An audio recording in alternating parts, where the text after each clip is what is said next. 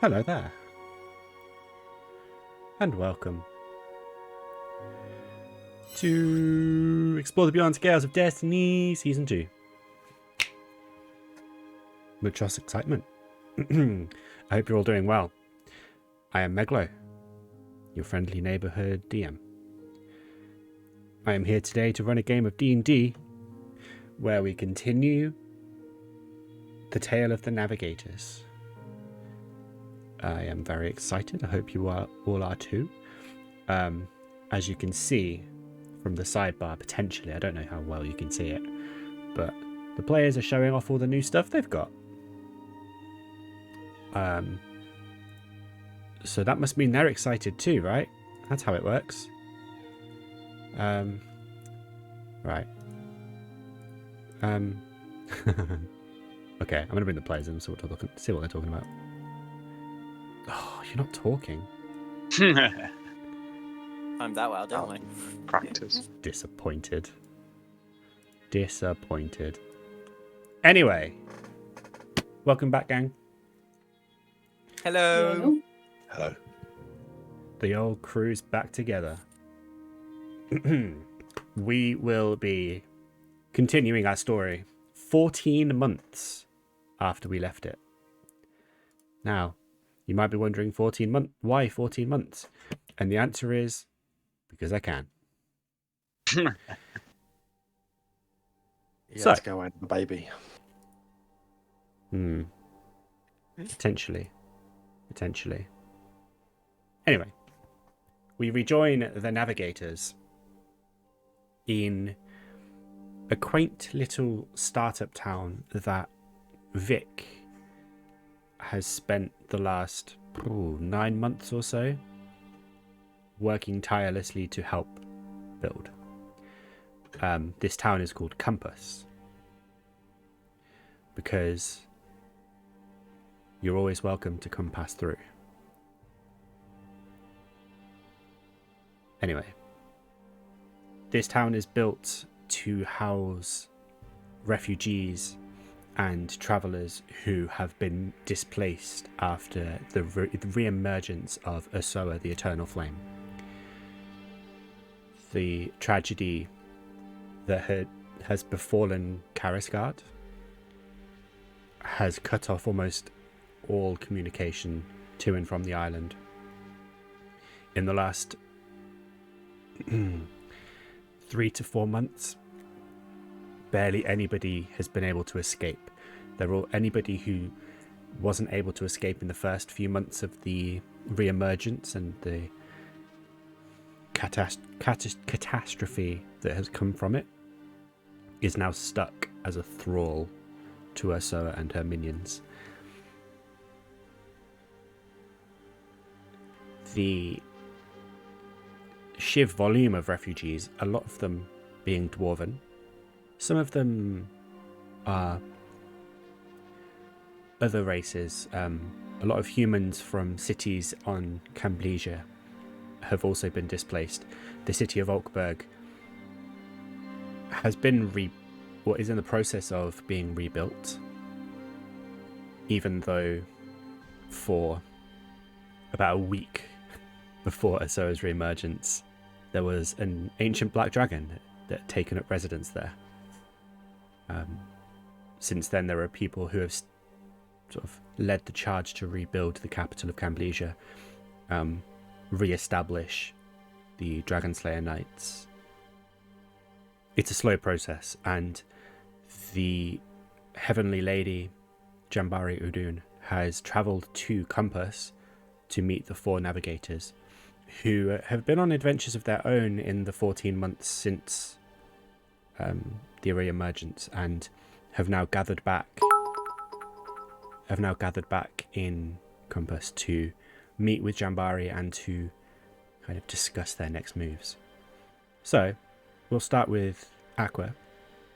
What has Aqua been up to since we last saw him? Well, as soon as everything went to shit, pretty much, Aqua helped the Moon Mages with defense, saving civilians as much as he possibly could for a couple days, and then he gets yanked from where he is randomly back into his own realm. And not just to his own realm, but back to his old village, which he was kicked out of all these years ago. And in doing so, ends up just seeing everyone from his past, which he kind of has to prove to them that he is no longer dangerous and the wild sorcerer that he once was. And in doing so, just as if it was put in the nick of time, a load of dragonkin start attacking the guards just outside the village. And Aqua decides to step up and help fight them off. But there are hordes and hordes of these dragonkin coming, and Aqua doesn't have much and ends up using nearly all of his magic to the point where he's so exhausted he can faint. But just in the nick of time, loads of Modrons start appearing, and as if waves of Modrons help, they don't defeat, but they manage to push back the dragonkin to a point where they officially are victorious. But in doing so, Aqua faints from lack of magic source, pretty much. And after what he finds out to be a couple days, he wakes back up with his dad, who he hasn't seen since he left, making sure he's okay. He hands him a special amulet that has been passed down in his family for generations, but Aqua was never deserved of. And also, as Aqua was getting his strength back and returning, he notices that his wildness of his magic has calmed, and he no longer feels the chaoticness of it all. But by his bed is a deck of cards that just say "For Aqua" on. And before he really gets to use them, he picks them up and is then yet again teleported from his village to the also recognizable For Aqua courtroom, where he was stood on trial against the Modrons. And that big, I can't remember the lion's name, the one that looked like a lion, basically tells Aqua that he has done well in straying from basically being a delinquent, and he's proven himself in the fact that he is now given a new form of magic to Aqua and a new goal into helping and saving the people from this new threat.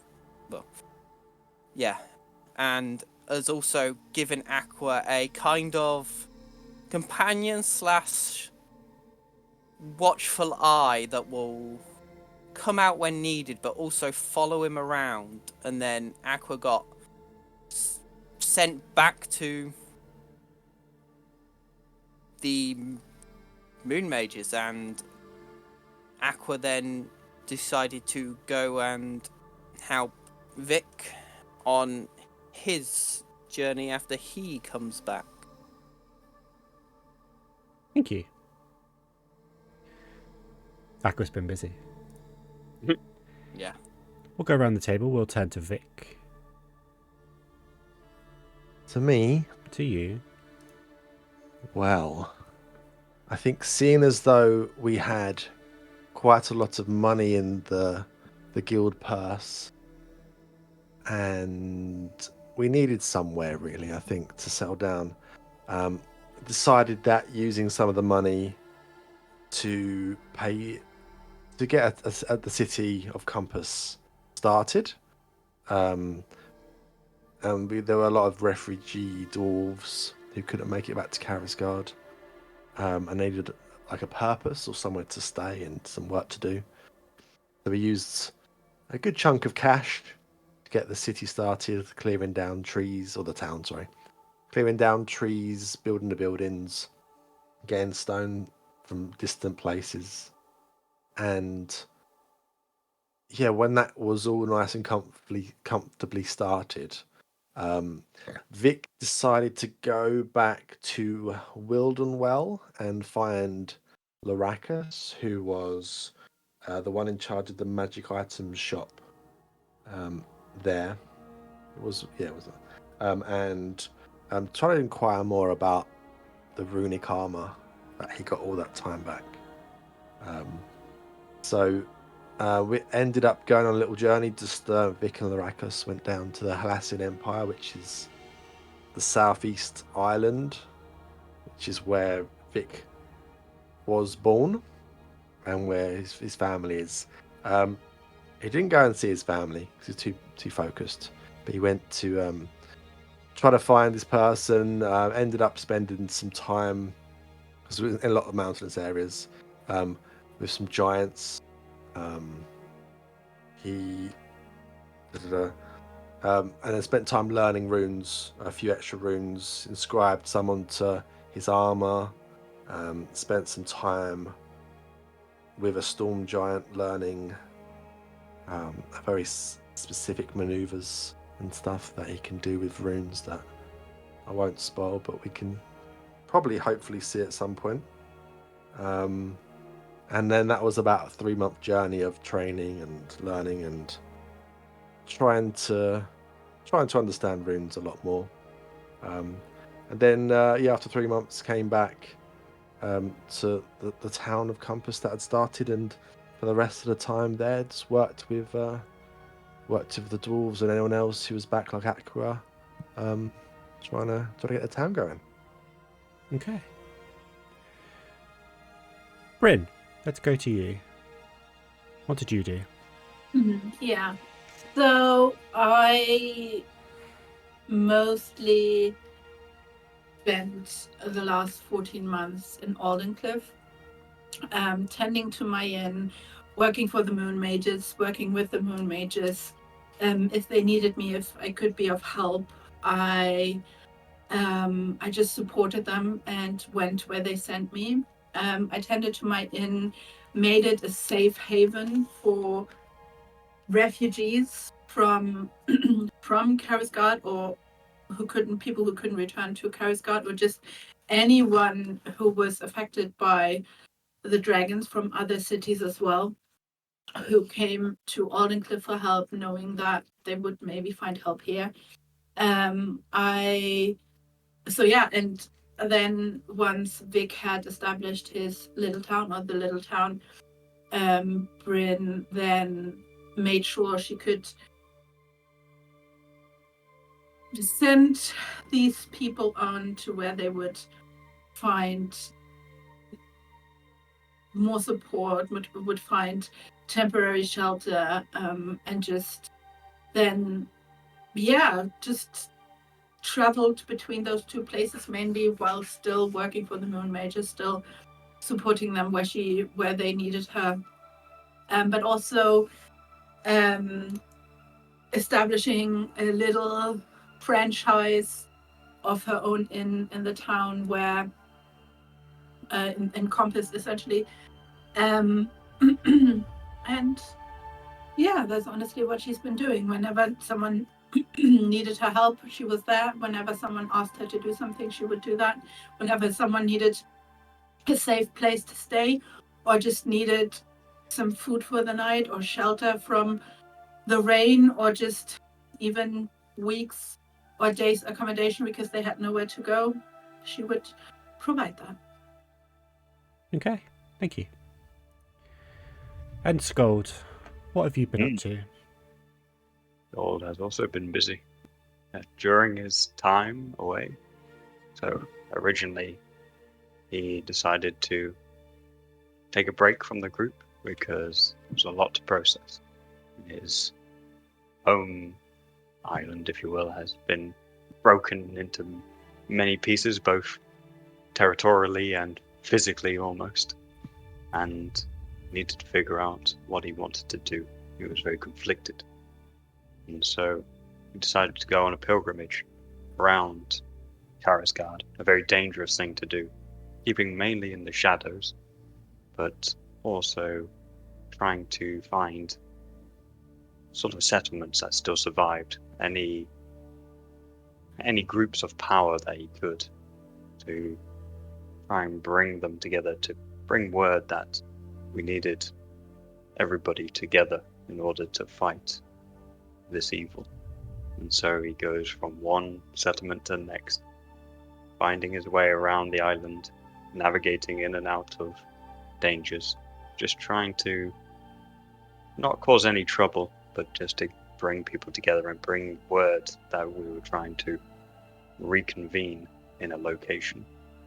And in doing so, he came across Grimhammer, Iron Wrath, Golden Finger, clans, and powerful figures within those clans. And they had no direction. They had no real purpose. They were just trying to survive.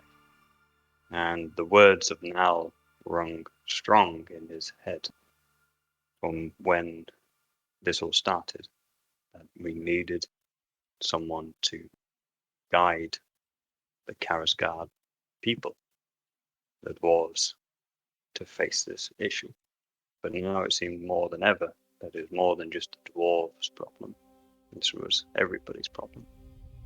And so no longer were 3 clans going to be enough to solve this issue. They needed to come together, to join as a one force with the other races, to throw aside their previous pride and to face this evil as one. And so it took a while for each of the clans to agree on how to move forward, but with Skold's information and knowledge of the current situation, which was greater than most people knew, and to put the truth out there as to what was really happening, how potentially we could solve this issue. They formed together, the 3 clans, for the first time in recorded history, to make the Trinity. And this collection of dwarven power is now one of our strongest allies. And now I come back here to give news of this coalition. And there we go. Perfect, thank you. Okay. This is the first time the 4 of you have properly been in a room together for well over a year. And it's strange seeing it's strange seeing you all together again after so long. And while it's a happy feeling and like kind of there's always that sort of sense of joy seeing each other again, there's always that tinge of sadness and that sense of sort of constant anxiety. The last year and a bit have been stressful. The 4 of you on your separate journeys, especially Skold being going somewhere so dangerous, and Vic going into a place you haven't visited for so long. Coming away with knowledge that you'd been seeking, but also knowledge that disconcerts you in the when you find out that there are certain sects of the giants that are actually banding together and joining the side of Yrsoa. And Rob, or Skold even, sorry. While you're over in Karasgard doing your dangerous mission, seeing the devastation caused to your people and the disunity that's arisen, you also saw the rise of something called the Unholy Alliance, which is unexpected and certainly something you wouldn't you wouldn't kind of consider possible. But with Yrsoa re-emerging, she also opened up an almost direct link to the Underdark, which brought with it an alliance of Dark Elves, Sverfneblin, and Duergar that have joined together under Yrsoa's banner and are establishing themselves in the ruins of Khir-Doral.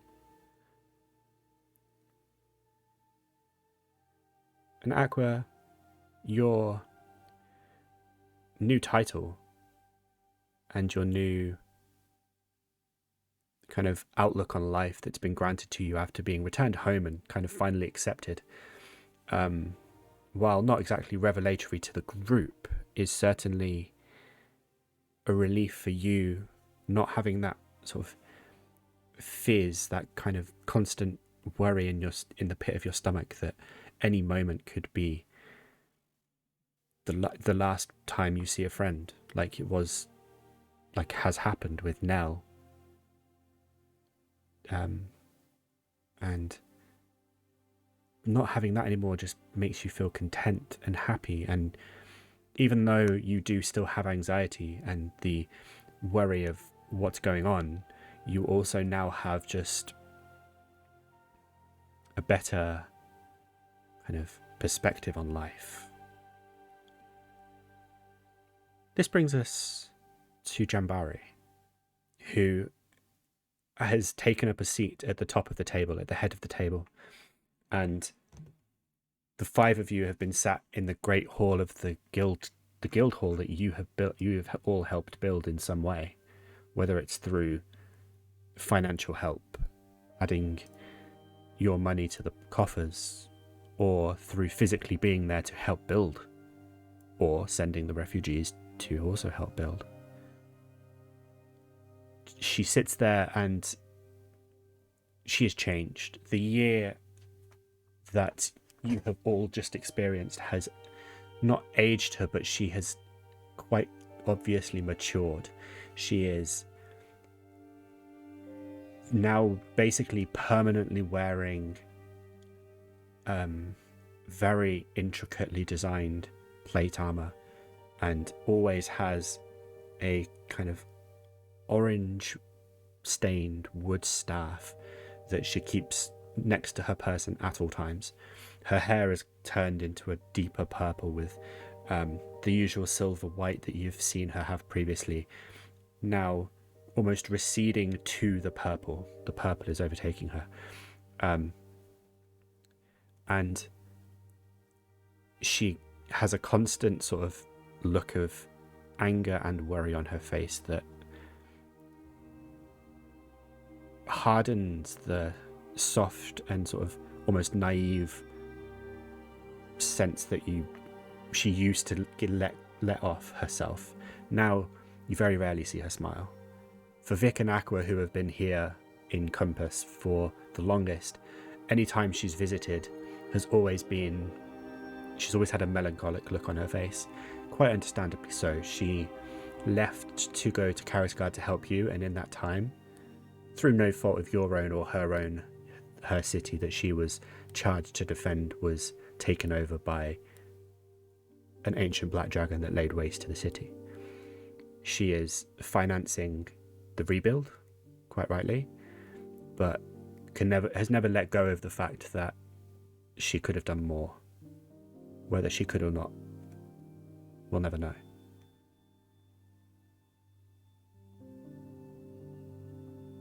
As she sits staring like over sort of steepled fingers, even her voice is more harsh. She's no longer got the kind of sing-song voice that she used to have. Now it's a bit gruffer, it's a bit less playful, it's more serious and kind of to the point. And she looks at the four of you. I have some grave news for you. that we have discovered through espionage and from the four of you as well, it seems.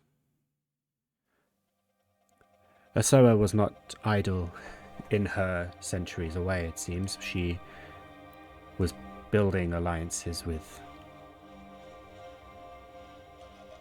unsavory sorts. As we've learned from Vic, she is allied with a group of giants down in the Haliasan Empire. As we learned from Scold, she has somehow persuaded an alliance of mortal enemies. We've also learned a troubling and very unexpected news that she also has another ally in the jungles of the southern island. We know little about him. He has mostly kept himself to himself over the generations that he has existed. We had an inkling that he existed, but now it's confirmed. She is allied with a lich. We don't know how old he is, how long he's existed, or even where his lair even is. But from what we can garner from communications that we've intercepted, as well as more dubious claims from some of the less reliable information sources, we at least know where he is, roughly. And that's the jungles. I doubt any of you have been there. The island is virtually uninhabited. But if she has indeed allied with a lich, then we do have a problem, in that is a very extensive source of magic that he can provide. We, and that is to say I, need your help again. I do not like asking for your help after all that you've already done, but you are proving yourselves time and time again to be reliable and capable.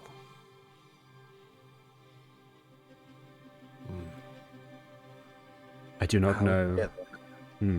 Because that was what I was about to say. I do not know how you'd get into Karisgard to deal with this problem, as Scold knows firsthand. Getting in and out of these days is virtually impossible.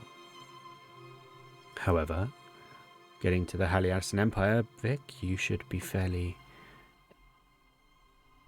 well versed in doing. Getting to the jungles would require a ship and a whole lot of luck.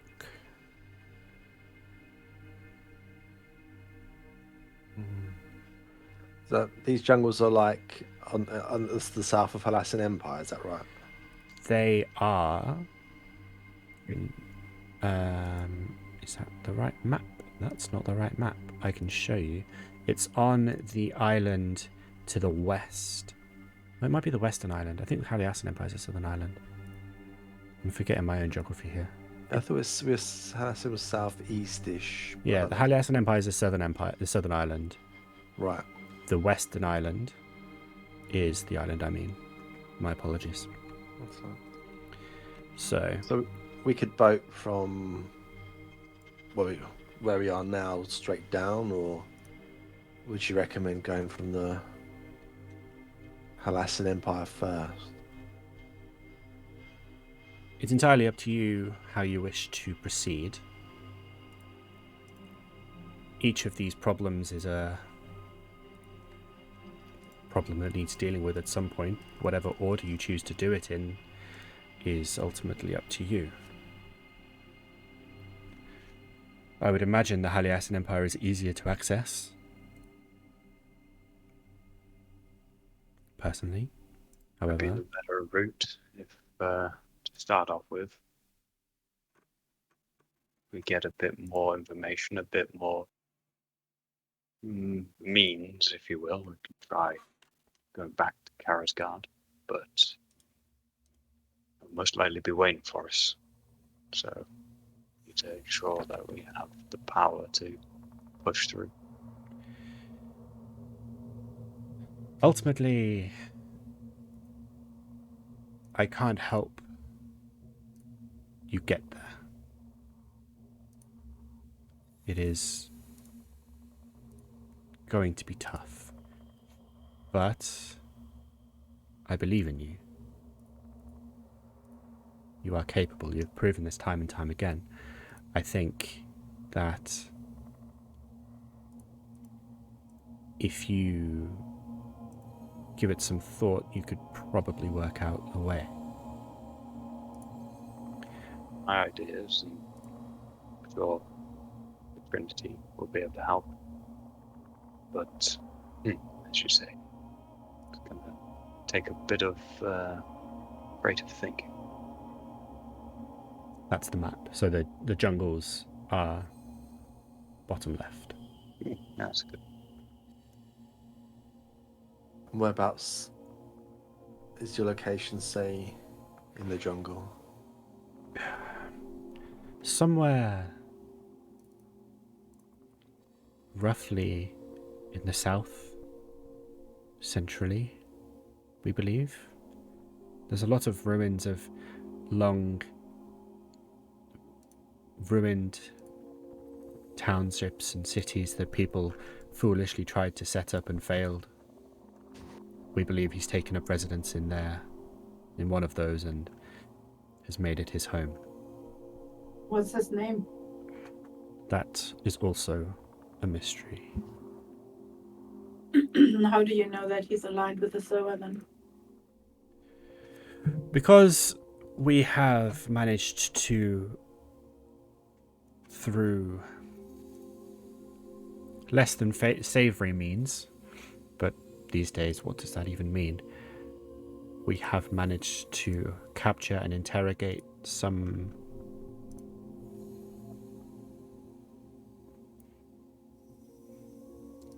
I don't really know even what to call them. Some members of not the inner circle, quite clearly, but I will work on a name. Throughout the years, the rumors of a lich even existing they get twisted and tangled, you understand? Myths and rumor quite regularly get blown out of proportion. If that's the avenue you wish to proceed down, then I will, of course, try to provide as much information as possible.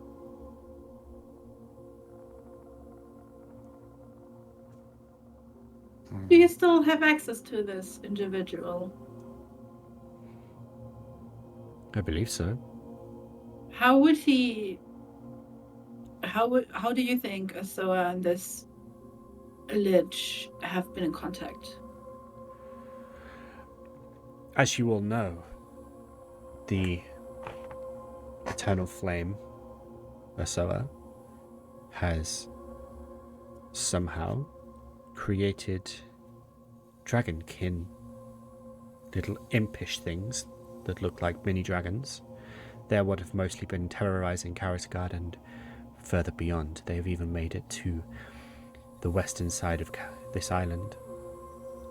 But by the time they make it there, they either get distracted or defeated by natural weather events or creatures in the sky that can outclass them above Dimetaria and the windy wastes in between. We believe that she's been using those to be the in-betweens. Mm-hmm.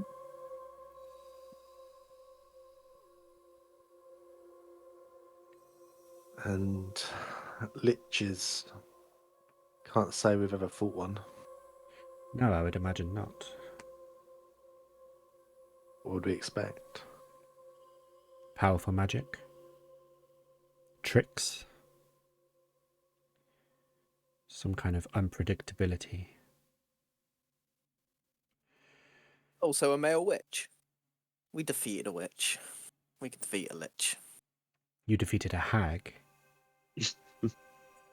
Liches are different. Is Hags, he beyond death? well, by being a lich, yes. All right. Liches are Yeah. undead magic users, usually wizards. Do you kill So something how do that's we... already dead? Yeah, exactly. With difficulty, it would seem.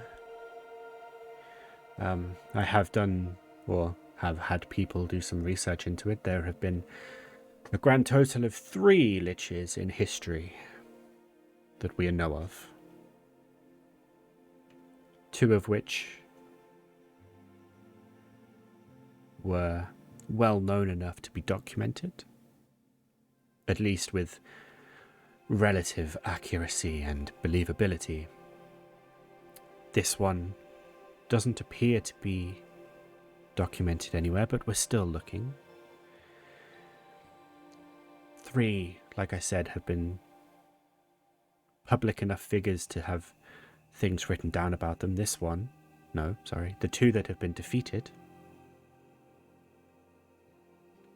claim, or have been claimed to have been defeated multiple times before fully destroyed. They often have to feed on souls to continue their undeath, and as such have either imprisoned towns and cities to turn them into human soul farms, or have tricked and cajoled people into some kind of unspeakable situation to which they are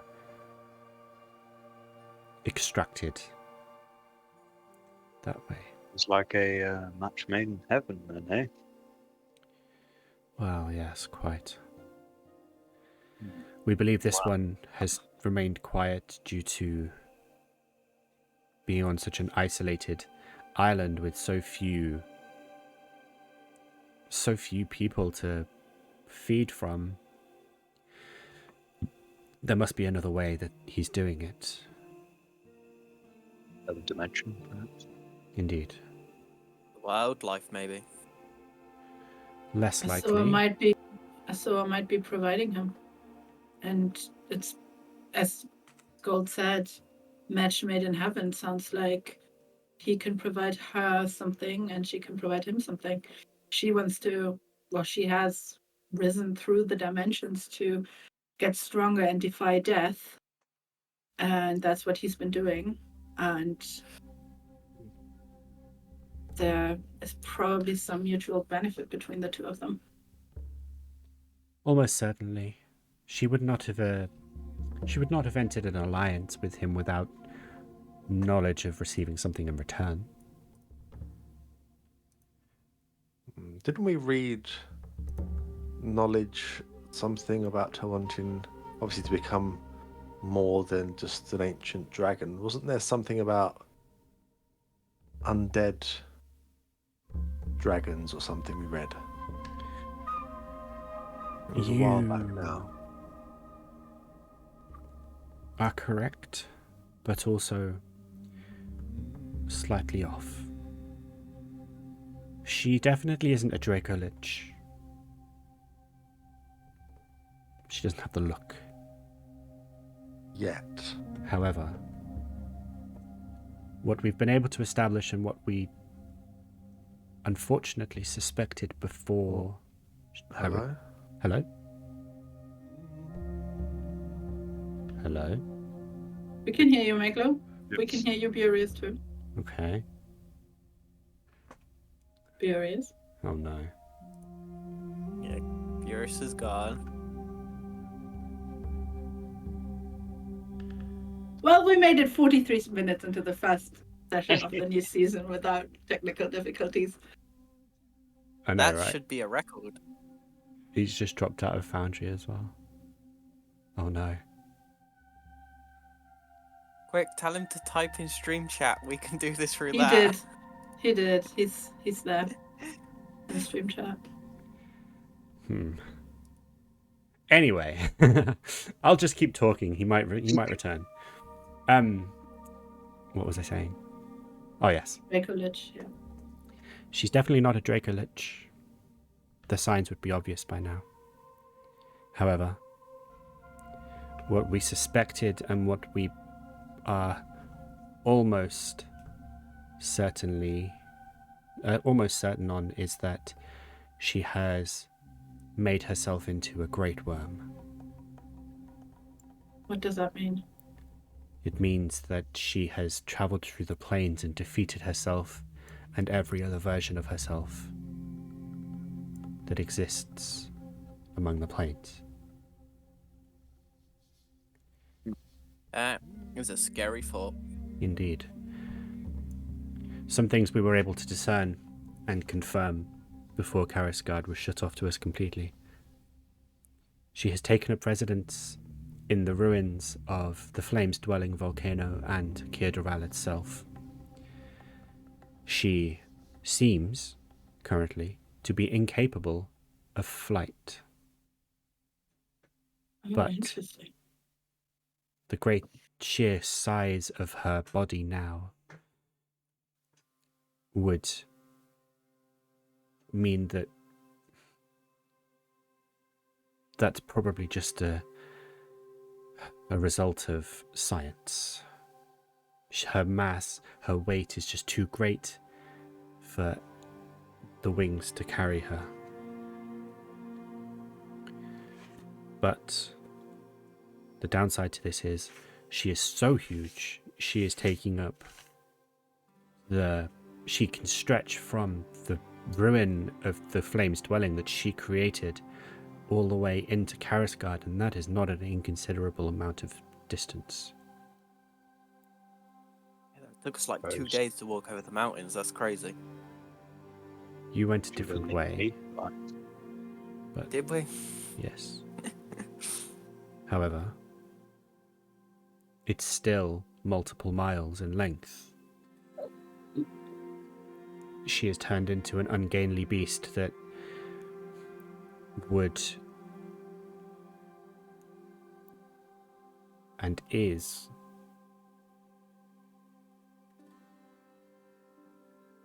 just... It's a scary thought to think having to take her on. Essentially a mountain. She is essentially a mountain, yes. She is a landmass in and of herself, and her presence on the island and presence in that environment is changing the entire makeup and fabric of Karisgard itself. Before we lost contact, she had already turned at least everywhere within a 10 to 15 mile radius of herself into a hellscape. There was talk of lava rivers and just stone and earth that is so hot that it's scalding to even look at, let alone touch. There are statues of people who tried to escape Khir-Doral as she re-emerged, and they are basically husks of the people that were running away.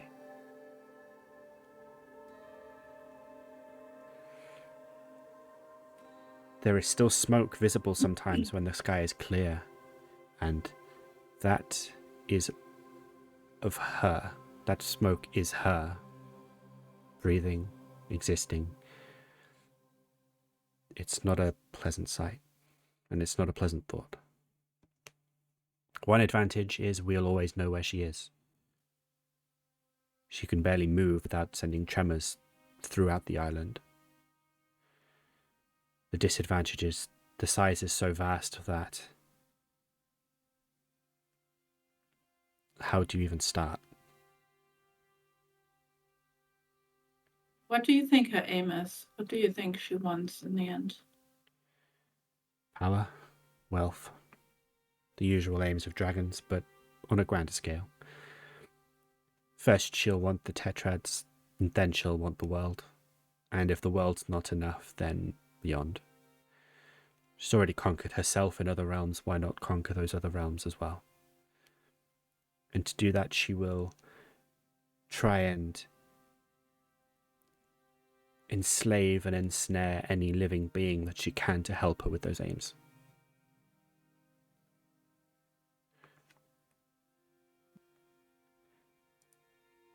Well, I wish I knew what to say to encourage, but at this point, there is little hope, and it all rests on you. Suppose then we can't take out Yrsoa. Then we must at least clean up as much as we can. And try and take back as much as what was previously taken from us.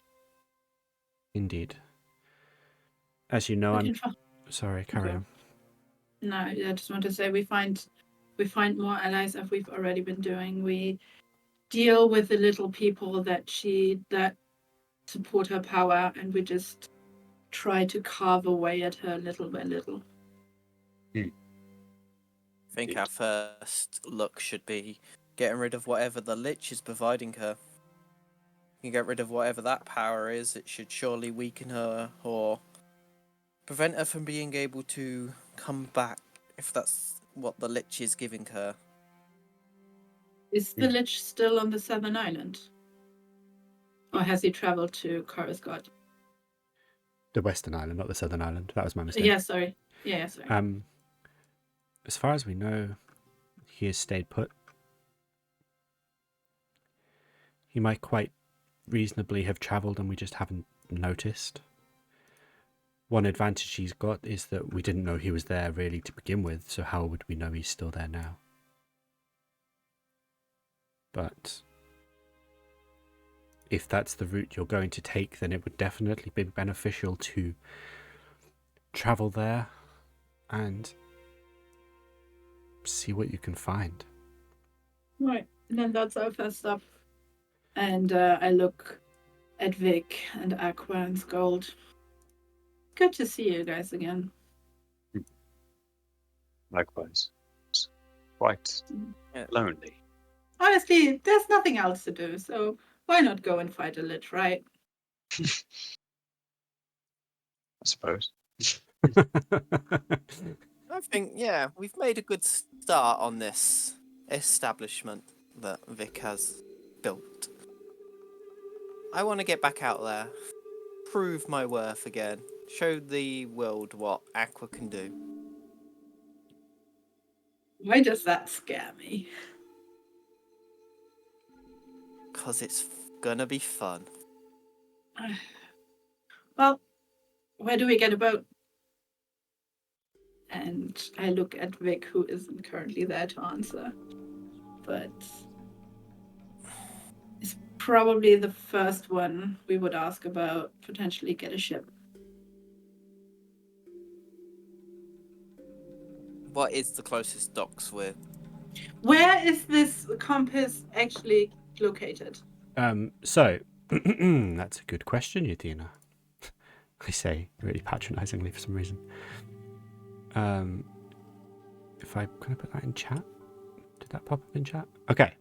I think you can expand the picture that I put in chat. I closed it. How do I open it again? Just click it You again. just click the image, it should reopen. Where is the image? In chat. Oh, in chat. Mm-hmm. So this Okay. is technically an older image, but that's fine. So you've got Oldencliff, right? North of Oldberg. Yeah. Compass is slightly southwest of Oldencliff, inside that forest. This forest? Yes. All right, cool. A sort of unmarked area, just so that it's less easy to find. Kind of by design, you know. Jambari, I know Oldberg is not necessarily the place to go right now, but do you still have ships available? Do you have potentially a very small crew and one ship that can take us to the southern island? Yes, it could be arranged. I can teleport us out of there if we have to. But I can't teleport us there because I don't think there would be a teleportation circle there. But if we need to get out in a pinch, that's not a problem. That is useful. We do tend to find ourselves in pinches.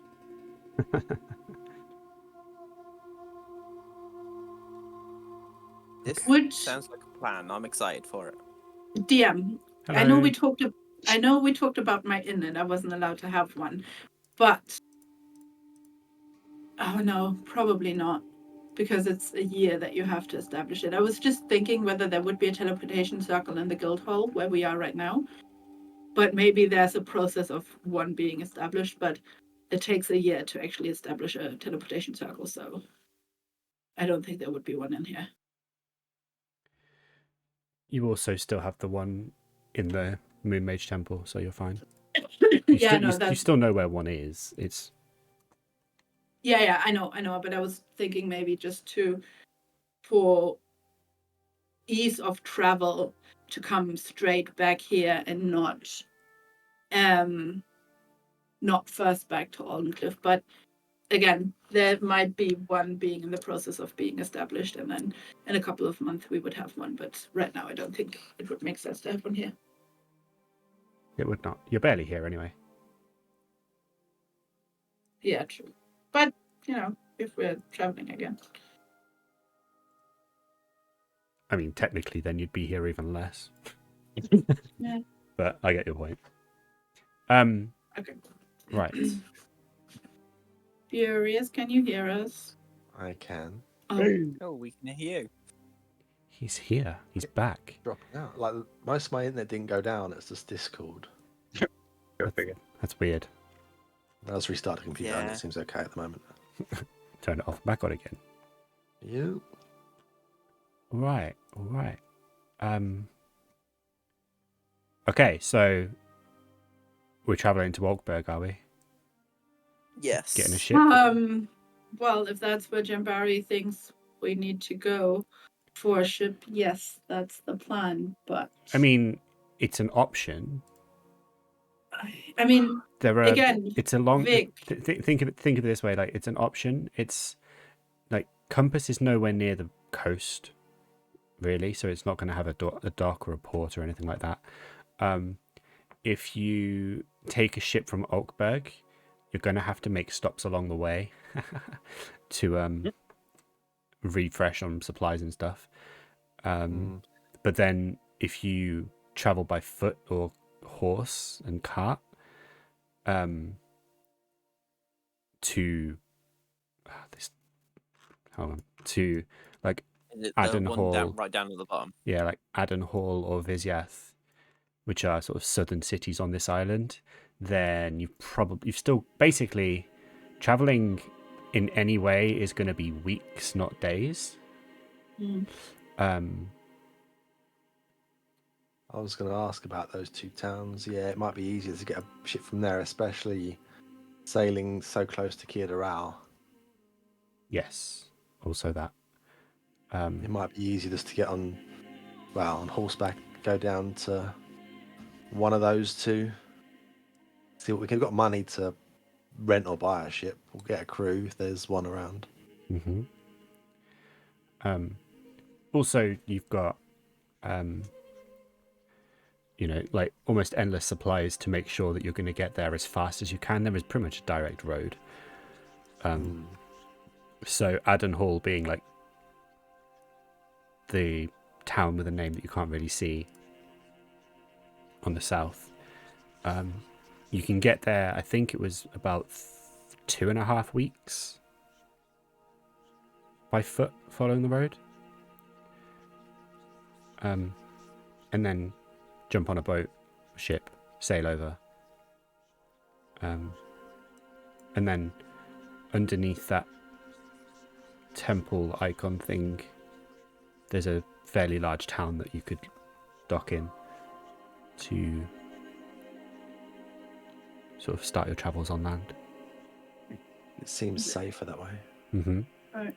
So Plus, is the ancient black dragon still at Altberg? No, yes, no, it's I not. forgot to mention. Well, I mentioned it to all of you. However, you've probably all forgotten, so I'll mention it again. All of the dragons that had flown over from Khir-Doral, do you remember when all of the dragons flew out of that portal? Mm-hmm. And so there was something like 3 or 4 dozen dragons out in the world towards the end of the first season. Well, all of those dragons basically were recalled back to Khir-Doral. Something happened, no one's entirely sure what, and now there are no dragons again. At least that we know of. That you know of. I think maybe he's saying that like some got killed, we killed some, and there was like 11 left or something. Something like that, yeah. Yeah. So Small those number, 11, but small enough number of big dragons. One's enough. Well, exactly. Yeah. I mean, some of them, like quite a lot of them, were only sort of young dragons, barely into adulthood, and you killed a couple of those, escaping from Khir-Doral, and then you killed the adult dragons that had made it to Camblesia.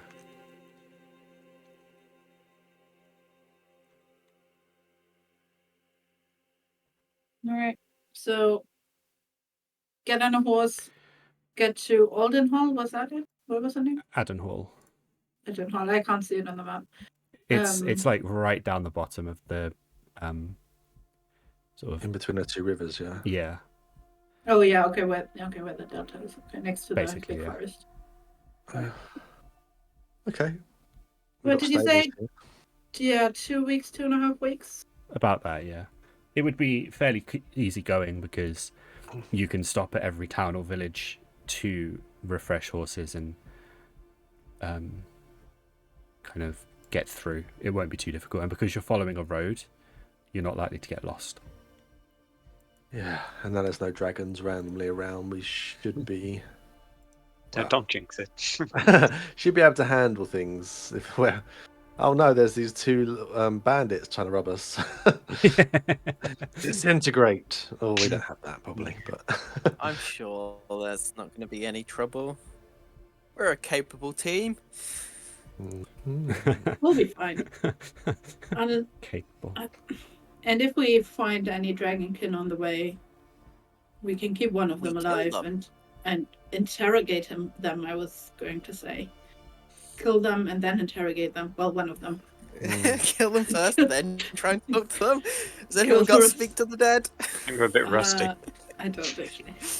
Oh, didn't we get loads of a number of dragon scales? You did. From the I green dragon, right? Did Skuld make anything? I didn't get anything to make anything particularly fancy out of it. Small amount, wasn't it? Wasn't quite Yeah. enough for a big thing. We can save them. Yeah, put them in our collection. Yeah. Make like napkins for our table. Napkin. Dragon scale napkins that work. Well, I am already packed and ready, whether or not you guys are. I'm always packed and ready now for an adventure, so... I just traveled here, yeah, so I'm fine. We just Could put travelled the here, tent so back yeah, in I'm the ready to bag. leave. The tent's been on break for like 11 months or something, so. It has. It's feeling a bit neglected. But I anticipated this, so we had it washed and it's just on the line, so I'll be right back. Watch him scurry out the room. Yeah. Outside dries really fast, but the inside takes ages. Yeah, Yeah. that's the downside to bigger on the inside, right? Is that it just takes so long to dry out. You can't turn it inside out. Now No. the world implodes. While we discuss plans to go to the Western Isle, I do want to talk to Jambari about. Well, I assume I know that she's a metallic dragon because Bryn was not part of the whole getting flown to Aldencliff thing. Mm-hmm. But I assume over the course of the last 14 months, there was an instance where she found out. Probably. So I want to talk to Jambari about maybe if there's any other metallic dragons that she joined forces with, or that in general we can join forces with, or if she knows of any of them that have been contacted or that we can contact. I've been unable to reach any of the others that I know of. I think my reach doesn't extend as far as I thought it would. Sadly. Doesn't mean I'm not trying. When I can, I still send out feelers, but alas, so far, no joy. But I'm still working on it. Don't worry. Do you think they are in hiding? Almost certainly, yes. Being a metallic dragon is not something that you advertise. People don't understand. They Of see a course. dragon, they think evil. So, as you can understand, we have to be careful.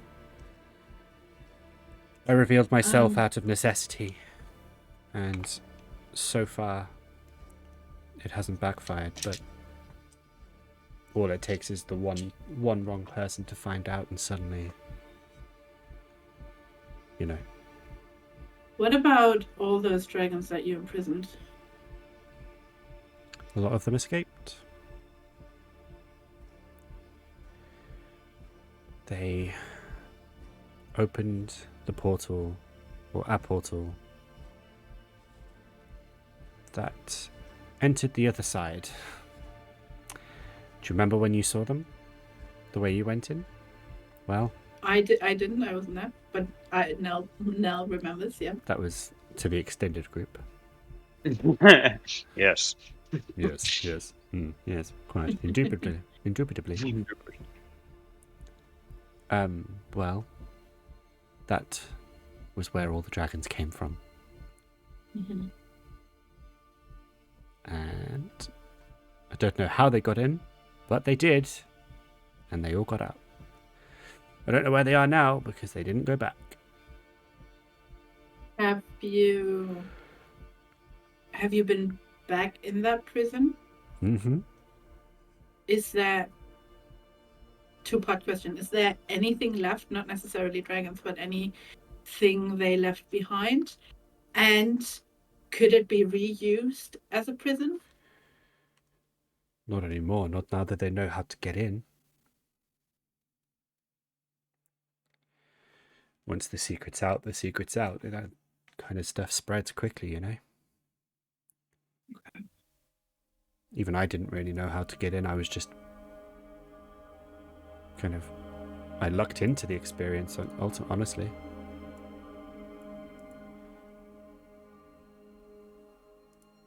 To Addencliff then. Addenhall. Addenhall, sorry. And find a ship there. Changes every time. It's almost like there are too many names. Okay. As that was going on, I will have summoned the modam that follows me around. Okay. Just to show everyone. All right. I don't you think guys I've... may. I You don't have think not prepared it for this session. No, I knew I'd forgotten something. I don't think I've imported it. For you guys who have actually seen this type of modem before, it is the one with wings and a bow. What's his name? Okay. His name is Copper. Copper. Such a Josh Wow, name. that's not his name, but that's what I've named him. That's a very Such a Josh That's name. Josh what name. That is, Aqua's named him. that's a very Josh Because he name. looks like Copper. TikTok. Yeah, exactly. And also reinforces the law. But get it? Yeah. I Ha! don't get Go. it. Copper, I don't get it. policeman. Oh, okay. I do get it. Yeah. So he The humour can hasn't only improved. talk to me, apparently. So you guys can't ever. Well, you can talk to him, but you won't ever talk back to you. He only talks to me. He kind of just follows me around. As long as he isn't causing trouble. Instead. He's more there to watch me from causing trouble. No, that's part of the course. The couple Yeah. of clocks. Please hold That's while I do some quick importing and hope it works. Keep talking, by the way. You don't have to sit in silence while I do Yes. this. So we do sell the horses in Eden Hall, right? Sell them. I mean, I I think mean, we have our own here in the stables. we have a yeah, that's what I mean. But we have a bad track record with getting horses back. I'll leave Yeah. them there. Yeah. You Forever. do. I don't. My horses are all fine. I don't think they are.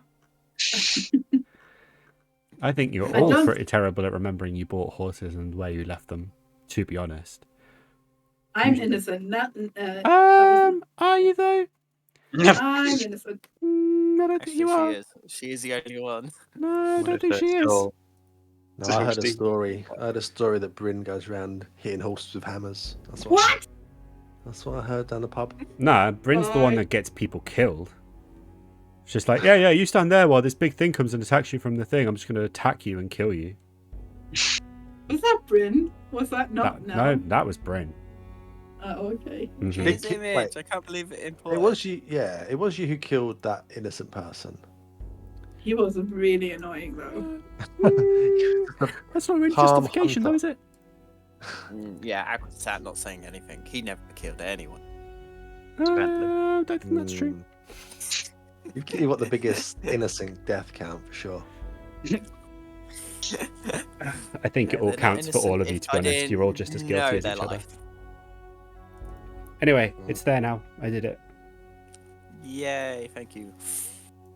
Alright, how many horses do you have, Vic? I'd imagine we'd have a few. I don't know. We'd have probably enough for us, right? But do we have a cart? That's the question. I mean, you can literally buy one. We pre-bought a cart. I mean, the last one you Okay. bought got left in Wildenweld, but let's not talk about that, shall we? No, the We gotta assume dwarves. Vic had a cart made- that brought his tent in. Well, then we only need 2 horses or something, right? We can all ride in the cart with supplies. We don't all need 1 horse. We just have 2 horses, a cart, and supplies, and then Why not have we... 8 horses, a cart, and a carriage? Because then you've got And we 2 give horses people for the cart. presents. Shh. You got 2 horses for the cart. You got 2 horses for the carriage, and then you've got replacements. Yeah, see, clever. Are we likely to need replacements? We Well, can it's we just can so that you stop can rotate them, you know. we can stop in towns on the way and have a rest for the horses. We don't need 8 horses. That's a lot of collateral damage. Ah, you see, I knew you were planning to kill them, you monster. How about we have that airship we're talking about? We never spoke about an airship, except for the fact that the answer is no. The answer is 2 always no. horses and a big fancy cart. Yeah. From, yeah, I mean, there's no charge. Like, you guys literally own the town. Yeah. They're not exactly going to say, "You're right, my lad. That's going to be about 17 gold, please." They're not gonna Well, get I ripped. pay you. They're not going to rip you off, are they? Because their livelihoods literally depend on you. Actually, depending on some of the NPCs we may have brought in, some of them might. Well, you know, you have pissed off a lot of people. Yes. We did bring some back, but I don't know if we went into that yet. We haven't got there yet. Okay. Still working on them. Okay, cool. Well, But Larakas is here, but he's just dealing with stuff at least. he's got his own little place. He's chilling. What happened to that halfling dude? That halfling dude. Yeah, you the one bought- that attacked us, Rukan. Rukin. There we go. Because he just vanished when we went to the Valkyrie, and then the Valkyrie and Rukin were just gone. Mm-hmm. What happened to them? Did we find out in the last 14 months? No. I mean, Bryn doesn't care. No one thought to ask. Bryn doesn't care. She doesn't know them. Didn't Rukan rescue you though? Rukin Well, rescue. Me? No, he found a Yeah. unmemoried version of Nell. That was it. Second now. The second coming of now. Yeah, exactly. That's why I was asking, because Nell would have cared, but Bryn doesn't, because she doesn't know who he is. Oh, well, I'm sure we'll bump into him. Maybe darts night down the pub. I mean, That's he night down managed the to get pub. himself out of some scraps. I'm sure he managed to get himself out of whatever trouble he got himself into. Maybe that's why the dragons went over there, because the Valkyrie returned. Nah, that's why Yrsoa was back. Rukin owes her gold. Yep. Turns out that when Right. you're a dragon, it's really hard to play darts, and so Rukin scammed her out of like 14 gold. She wants it back. Legit. Just 14, we can do that. Just there you go. Done now. That's the campaign. That's it. GG, guys. You cracked it. The joke is, though, we have to pay our interest, which is 1 million platinum. So, yeah. Oof. That's a lot of platinum. All right, so, Horses and a cart. horses and a cart. And a lot of supplies for two. Yeah, I mean, it doesn't cost you anything. Like I said, you own the place, so what are they going to do? Leaving off, the journey starts quite smoothly and proceeds. We will skip over the travel because it's boring. But basically, the journey is... Actually, no, I'll have you all roll a d20 for me, Just to make sure it works. just to make sure that you're all still here and awake. I pressed roll. Nothing's happened. You rolled a 17. You rolled. Oh, I can't see it. You Oh, got the that's best roll. You did. It went all downhill from there. Oh, I can't actually see any of the rolls. What's going on? Am I not? Oh no. Give your page a refresh. Scales returns and everybody's technical difficulties return as well. Broken. Did you remember to open your eyes? That's what the problem was. I'm going to reset to default and then All right. do a bit of a test. Ignore this. Anyway, while Still not. you were all traveling, there is a day when the weather gets quite bad. Like rainstorms sort of pepper down for about 3 days and make the tracks really muddy. And on the 4th day of rain, the cart basically gets stuck in the mud and the horses are unable to pull it out. And the more you seem to dig, or the more you dig to try and get it free, the more the cart seems to sink into the ground and just get more and more stuck. It takes a Herculean effort from Vic to eventually pull it out, which you do, but it does like really wear you out, and it sets you back a day. So in the end, it takes you about, to sort of compensate, it takes you about 3 weeks to get down to Adenhall, which Okay. upon arrival is a very quaint small fishing village on the south coast. It's the southernmost and westernmost town in Camblesia. It's quite a well-trodden town. A lot of people come here on their way into Dimitaria, or if they're going around into the western countries. but at the moment there isn't much footfall. People aren't really traveling. There's still a lot of uncertainty around. And as you arrive, arrive as these very well armed and armored people traveling through on a horse and cart, basically asking around for a ship. They're a bit uncertain until they realize who you are, at which point suddenly everybody and their mum is trying to offer you things. You have food sort of handed to you, like hampers full of food just handed to you as sort of gratitude. It seems that your fame has preceded you. Yeah, famous. You are famous, Bryn. They're being infamous for once.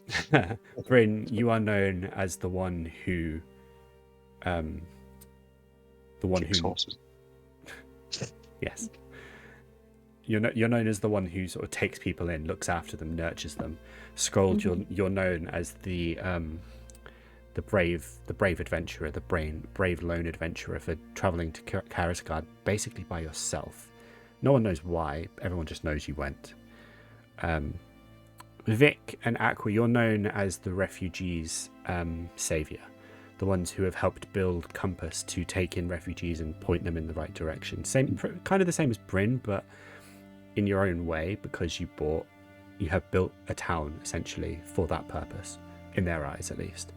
And once news starts spreading that you've arrived, that you're here in their little town, people come out in droves just to see you and thank you. So as you're kind of walking down the road, not much of a road, there's about 150, 200 people crowding around you, just sort of shouting thanks and greetings at you, hoping that you'll just turn and look at them.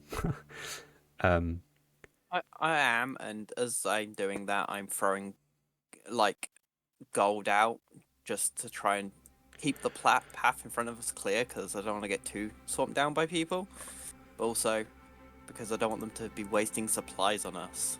So I've thrown out about 100 gold in total, just to keep them away. Keep them away. Yes, that does draw a lot of people away, but there are still some who would rather greet you than focus on money. See, now these are true fans. They are true fans. I remember when you wouldn't spend like 5 silver on stuff, and now you're throwing 100 gold and Throwing it around. You've changed, man. I have changed. I'm a new being.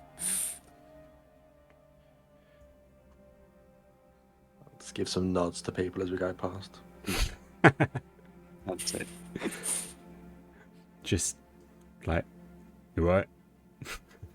100 gold's enough. We spent 5 grand on this town. I mean, At the moment. a dip in the water. Yeah, but someone wants a teleportation circle now as well. So. It's not that expensive. Just a mage has to, or a bard or whoever has to tend to it every single day during 1 year. Jeez. 6 years later, that is. Jeez. Yeah. I mean, if we pay someone enough, we could probably get one in every major city if we do it right. That's my plan. So we can navigate everywhere. Exactly. Right. To the docks, if there's much of a dock here. There is. It's fairly simplistic in look. However,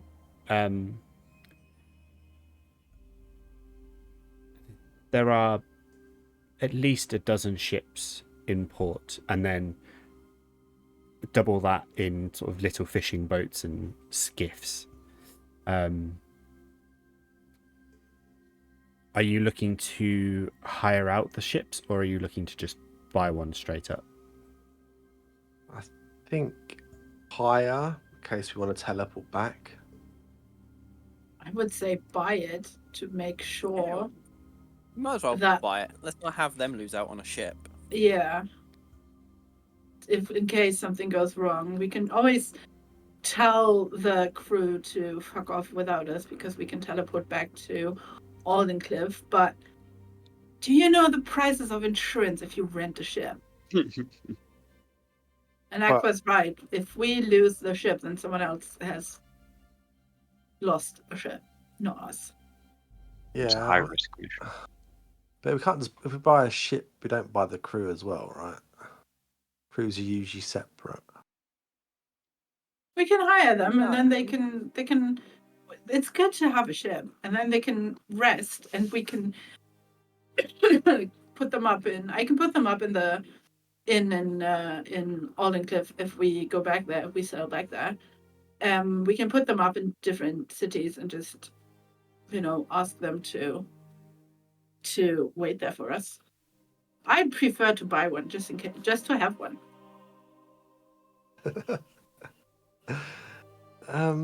Okay, well, How much, why I suppose. don't we speak to the dockmaster and just understand what might be for sale and prices? Yeah, the smallest ship that will get us there that requires the least amount of crew, I guess, in case anything does go wrong. I mean, we'll be there, it'll be fine. Some of the time.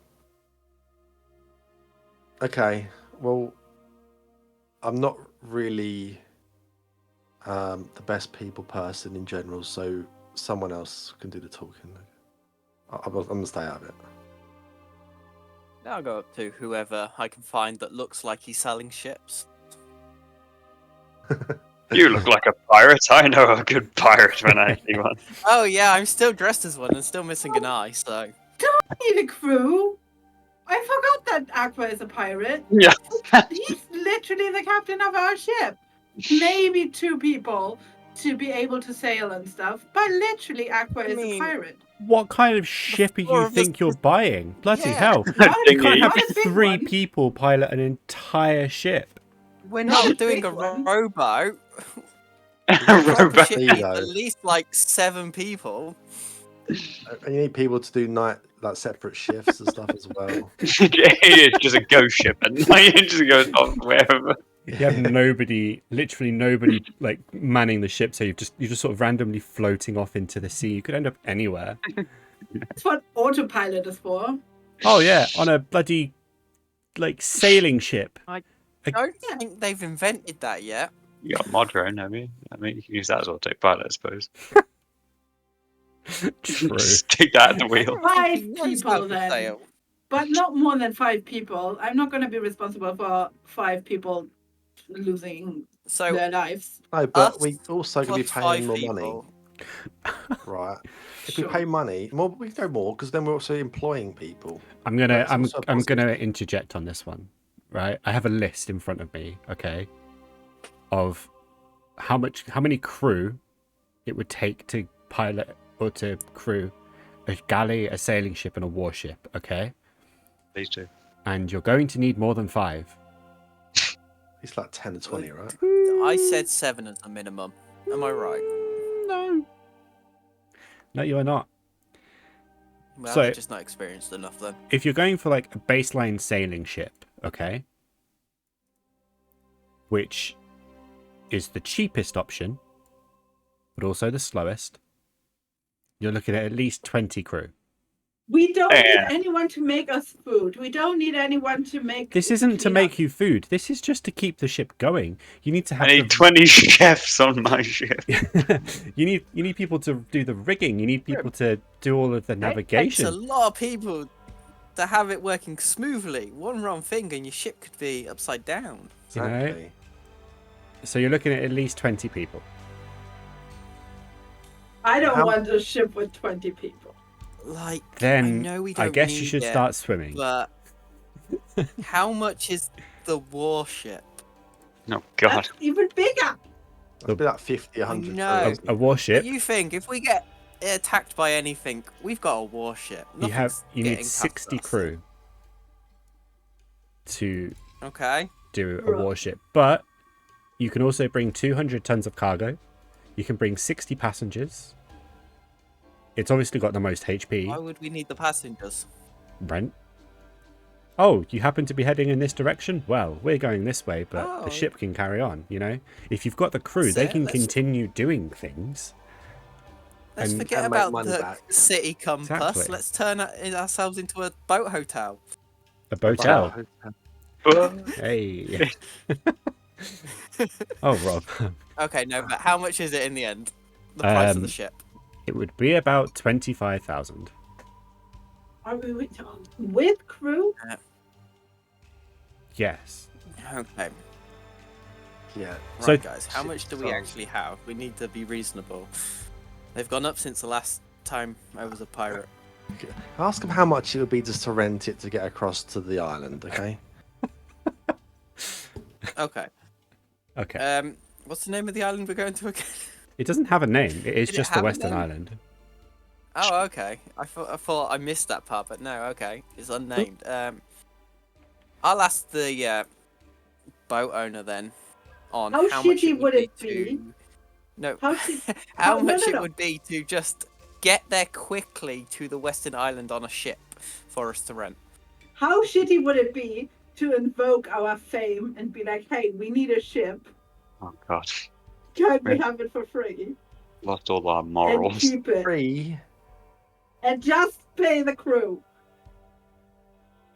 To travel or to Vic buy? Skull. No, no, And to be buy. like, please take her away while I discuss business. So you want to essentially buy a ship for free and then just pay the Yeah. crew? And just pay the crew. We're so famous and we've done so much for the people. I feel like they owe us a ship. Look, Wow. let me That is rephrase very it egotistical of you. Let me rephrase it. If Tom Cruise came up to you and said, "Give me your house," would you do it? No, because I hate Tom Cruise. Oh, there you go. Here, this is how we do it. We're paid for the ship or rent a ship out, and then whoever wants to help us on our journey is welcome to. Benefits may be included. Okay. So if you buy a ship, okay, you need at least 20 people if you buy a sailing ship, which is 10,000 gold, okay? To pay the hirelings to crew the ship, it's 2 gold pieces per day, Oh, okay? So you're Each, looking or- each. So it's one skilled hireling costs at least 2 gold pieces per day. So that's what, 40 gold per day? You can try. Don't want to do that. No, don't care about that. If at least half the crew becomes disloyal during a voyage, don't care about that. Passengers. You can take an equivalent amount of passengers to crew. So if you've got 20 crew, you can take 20 passengers. You can charge a passenger 5 silver pieces per day for a hammock, or a private cabin costs 2 gold per day. So if you just take, say, 10 passengers for 20 crew, you can essentially like almost counteract the cost, and then half as many silver pieces for hammocks. That's not to take into consideration the cargo, of which a sailing ship can take 100 tons. And that could mean anything. Cocaine.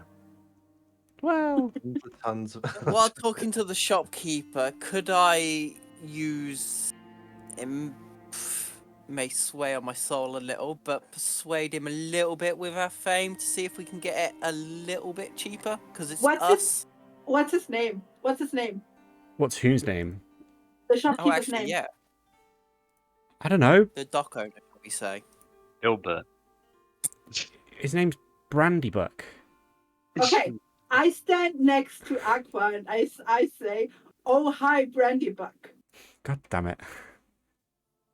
You gave it to me. The feat is backfiring already. I didn't think about this in advance. Okay. Right. So the creature was Wisdom saving throw. Oh no, I was just trying to persuade him. What are you doing? Wisdom saving throw of 20. Yeah. 20? Yep. Oh God! Okay. You have charmed Brandybuck. And I tell him, you should listen to everything that my friend here says and point out. And I just rant and make up this whole story of how we are going to save the world yet once again, and it would be great if he could give us even just a discount on the ship and the crew so that we will use his name in stories to bring in more tourists in the future. Okay. Partner swindling. So, what are you trying to do? Are you trying to get the ship for free? Persuade him to get a discount. Discount, right. Well, Roll a a persuasion check heavily with priced discount. roll a persuasion check with advantage for me. Are we going to buy it? Are we going to rent it? I was going to write out buy it, and then if Okay. anything goes wrong, let the crew go with the ship. Okay. So you're that means hold at the side, like discussing how we would probably get a better discount because we're better at this. you are expert Oh yeah, negotiators. you two it's are the true. discount people. It's But true. we'll let them have their go. Yeah. Oh yeah. Yeah. I mean, Yeah.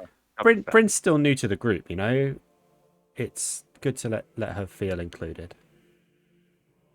So as you're kind of reeling off your spiel about fame and such, you can see Brandybuck suddenly realize, actually, yeah, I do know who you are. Yeah, you should have a discount. He kind of looks through his ledger. He's like, oh, well, sir, actually, we do have a sailing ship available that's in for repairs, and I think the owner does want to offload it. I could probably get you down to about 4,000 gold pieces. It's got a full crew, and from the repairs it's taking on are just, you know, general maintenance, and it's already been paid for, so you wouldn't have to worry about that either, Your Highness. We'd take it. Fantastic. I'll go and give them the good news. And he goes away and comes back a little bit later. The offer has been accepted, sir. The ship is yours. Do you wish to christen it with a new name? I look back at the guys and go, shall we keep it our name? It's your ship. You're the captain. No. Navigate. the navigated. We're going to No. facepalm. That's what I meant, Scald. We shall be known as the Navigators on a ship.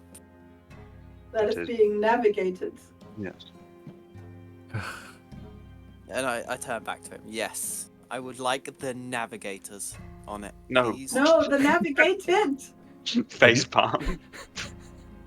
Ship will be known as the Navigators. Thank you, sir. I'll go and have that painted on. It should only take a few hours. Feel free to regale yourself with sweet treats and pastries if you wish. We also have some fine wines in the corner that you can help yourself to free of charge. Okay, I'll go over. Start helping myself. Who am I paying? Feeling proud I have done a justice to our group. As Vic says, "Who am I paying?" Brandybuck comes. Oh yes, sorry, Your Majesty. I'll take it. And he kind of holds his hands out. Okay, someone help me with this as well. And I'll just get the magical bag out and start pulling it out. Magical bag. Or I have no money. 4,000 out of there. Oh, you're just putting it in his palm, like piling it up. Well, let's say go get a wheelbarrow or something first. Okay. You Unless caught... we want to do it somewhere more secure. That's up to you. It's up to them. Brandybuck seems fairly entranced by this huge amount of gold that you are now bestowing upon him. Wait, is it okay? I mean, yeah. Did we get a receipt as well? No. Okay. I can Can we write. get proof of ownership, though? Yeah, and some witnesses around here, some independent witnesses. Hear ye! Hear ye! I hereby pronounce that ship over there is now called the Navigators, and it is Navigated. owned by these people here, the famous Navigators. Why do we have a ship that's exactly the same name as we are? And there's a Okay, ripple of Brandy applause. Brandy Buck, I've like got my mouth full of food. I'm like, cuz I'm a genius. Okay, cool. Here's the money. Also, I think my friend misspoke. It's supposed to be the navigated ed at the end Oh, just when you're painting it, because bloody hell. we haven't started yet. It's all right. It's all right. Okay, well, I'm sorry to disappoint. I'll tell them to change it. Wait a minute, I didn't tell anyone to do it in the first place. No, we're good. We're still good. Just overwhelmed. It's a lot of gold, famous people. I don't really know how to act. Neither do we, to be honest, so you're fine. What do you say to famous people? I don't really Same you know. would to anyone else. It's fine. Ah, We're just regular people who kill dragons. sorry. An internal joke that just hit me. Sorry. Just regular people that kill dragons. Okay. Well, it's exciting. How? Tell me about your dragon killing adventures, sire. Well, we killed a blue one. Blue. Big blue one. No, adult. Ooh, An adult one. It was quite fun. that's one of them bad ones. Adult ones, yeah, not the worst ones, and definitely not the very worst ones, which we understand. But bad enough. Yeah, I've been hearing about them bad ones. There's a green one as Ooh, well. green. That was also an adult one as well. I don't like green. Green's my favourite colour. Makes me feel like I'm being sick. What about grass though? Grass is green. Yeah, I have to stay away from grass. Ah. I like blue though. Yeah. Blue's a nice colour. Yeah, why don't you talk to my friend? He's blue. I do like him, he's blue. He is. Yeah. Why is he So blue? here's the rest of the money. I think it's just paint. Paint. Oh. Do you think Go and he'd, see if you can wipe some off, because then, yeah. do you think he'd mind? Well, it'd be like a souvenir for you, wouldn't it? Oh, I'd never wash my hand again. Yeah. But what he really likes is no, actually don't. Yeah. Just go do that. Yeah, it's fine. Okay. Brandybuck, feeling bolstered by your encouragement, like sort of tiptoes over to Aqua, giggles under his breath, and just like wipes his hand down the side of Aqua's face, really slowly, just like uncomfortably slowly, and like gets halfway down and just freezes. Looks back at Vic. Looks back I'm laughing. at Aqua. It just continues really slowly. And he's not doing it gently, like he's properly getting in there and just like really sliding down. Yeah, I kind of put down what I've got in my hands. Slowly look at him and... Did someone tell you it's paint? Yeah. Yeah, it's not paint. No. I was born this colour. Don't really know what to do now. It's alright. It'll overcome. I'm not mad at you. You just were curious. I was. Much more often than you think. I'll give you why. I'm from a land where we are water genocides. And most of us are a shade of blue. Blue. I do like blue. Yeah. It's a land where everyone is blue-ish. Wow. Can I visit? There's nothing. Well, that'd be difficult. Can you breathe underwater? I don't know, I've never tried. Okay, probably don't test that. I feel like I'd end up in some lawsuit. But yeah, my whole realm from where I am is all underwater. So no normal person can go without some special magic. Ooh. I've never done magic before. Are you magic? Ooh, actually, I am. Ooh. I'm a very rare breed of magic. And you're blue. I like blue. Okay, and I'm blue. We'll focus on that, shall we? So how long until the ship's ready? Oh, I should probably go tell them to paint the name. What do you mean you've not even got to go tell them? I'll be back, sorry. And he just kind of runs away, literally belts away, full pelt, sprinting. He's left his money here as well. Jesus.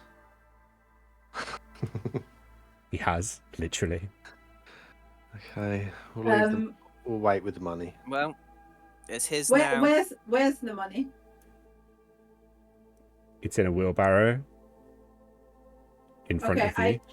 I try to inconspicuously walk past it and just grab a handful of gold.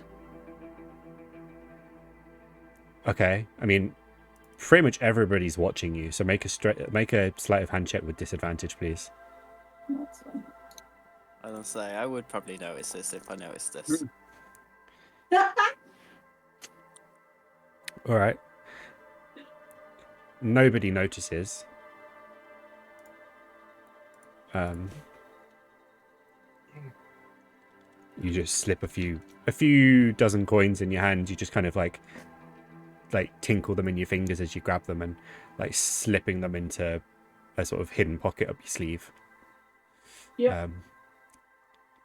And about 5 minutes later, Brandybuck comes sprinting back. He's absolutely like dripping with sweat. He's so out of breath. I told them what to write. They're going to start now. It'll take about 3 hours, they said.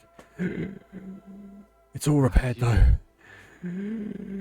Oh, well, that's good. Did you tell them to do it in red paint, yeah? I'm joking, it's fine. Whatever's fine. I thought you were being serious. I didn't know. No. If I'm being serious, you shouldn't leave your money here. Because I forgot about the money. we had to look after it for you. Oh, thank you for keeping it safe. Mm-hmm. I should probably take this to the ship owner. Yeah, you do that. And it's now your responsibility, okay? Okay. He's like tries lifting the wheelbarrow, suddenly realizing that 4,000 gold coins is actually quite a lot. It's quite heavy. And as he's stood there just like heaving to try and lift, the handles on the wheelbarrow just snap and he just goes yeeted backwards, lands like flat on his back, bumping his head off the floor. Ow. I'm so strong. Should I put this back in the bag and then we'll just go and pay the person directly? Oh, I didn't know that was an option. Oh, I just said about where we're paying and you put your hands up. Well, I didn't realise that's how much gold there was. Do you want me to do that? Yeah. Okay, so I'm going to put all 4,000 or whatever, all the gold that's there back in the bag, and I'll go with him to the owner. There's about 3,960 gold coins left. I wouldn't be counting as I put them back. It'd be just fistfuls to get it over and done with. But yeah. And now we're going to... Yeah. It took you about 10 minutes to like get all of the gold into the wheelbarrow, and now it's going to take you just as long, if not more, to put it all back in the bag of holding. That's fine. We've got 3 hours anyway, haven't we? Yes. Yes. Yeah, Aqua's there just still eating, drinking wine, Gold taking as much as he can. Gold just remembers what it was like when he was alone. Oh, those were the days. Reminiscing on fonder times. When japery like this didn't occur. Good old It's a simpler days, time. aka yesterday. Back in the days when you didn't have to worry about random people misunderstanding what you said and hijinks ensuing from there. So are we going to find a place we wait for those 3 hours? Yeah. Well, for Aqua, once he's done filling his face and all that, and he has made sure Vic has put all the money back in his bag, he will head to the ship itself and kind of walk around it, check to basically see how good the ship looks and see what has been repaired and all that. He wants to check up on it all. All right. So that's what Aqua's going to be doing while he waits. Okay. You go and inspect the ship, and it's nice to be back in this environment. It's been a long time since you've been able to kind of look at ships and have that kind of sea breeze on your face. The splash of salt water from the waves lapping against the dock walls. The ship itself appears to be a brig, which is a fairly large ship. It's not inconsiderable at all, and it's made from, well, it's built out of wood that seems to be essentially as few pieces of wood as possible. So they seem to have somehow managed to have big logs that are then carved into planks and folded almost into the shape of the ship, and you can only see seams where 2 logs or 2 planks meet in the very middle, so that, and then at the front and back. If I knew the technical terms of these, I'd tell you, but so essentially where the gangplank is to get up onto the ship, there's a seam down the middle there, and then the planks seem to extend right round to the front and back, the prow and the stern. Is that right? Mm-hmm. Yeah. Look at me, I know things. And it seems to be expertly crafted. Like, this is a good ship. The sails are all furled Tell in. by the quality of the wood. Yes. This. Well, actually, make an intelligence check with advantage for me. Okay. And add your proficiency bonus. Oh, I don't know what that actually is at the moment. So just Has it D20 plus 6. And yes, it has. It's plus 4 now. Wait, what am I doing then? So roll it. Intelligence check. D20. Advantage. Yeah. Okay, there we go. Damn. So that would have been a Smart. 26. With a 26, first nat 20 of season 2, by the way. Hey. Okay. With a 26, this ship, while fairly, well, it's quite clearly very well made, but it is obviously like elven made. So it's plain, but that seems to work in its advantage. What you've inadvertently bought is an elven made ship that, while fairly plain, is going to be strong. And like, elven ships are known for the quality of the craftsmanship that goes into it, and also the sturdiness and longevity that they can provide. They might not be the best at attacking in combat, but they'll take a fair few hits before they even get close to sinking. Even in Aqua's pirate years, they were one of the hardest ships to actually sink. Yeah, definitely. You saw a couple of them, and there was always an air Always of a challenge. They're always a challenge. There was always an air of trepidation. when the crew realized what they were facing before you went into battle. There was always like a second thought.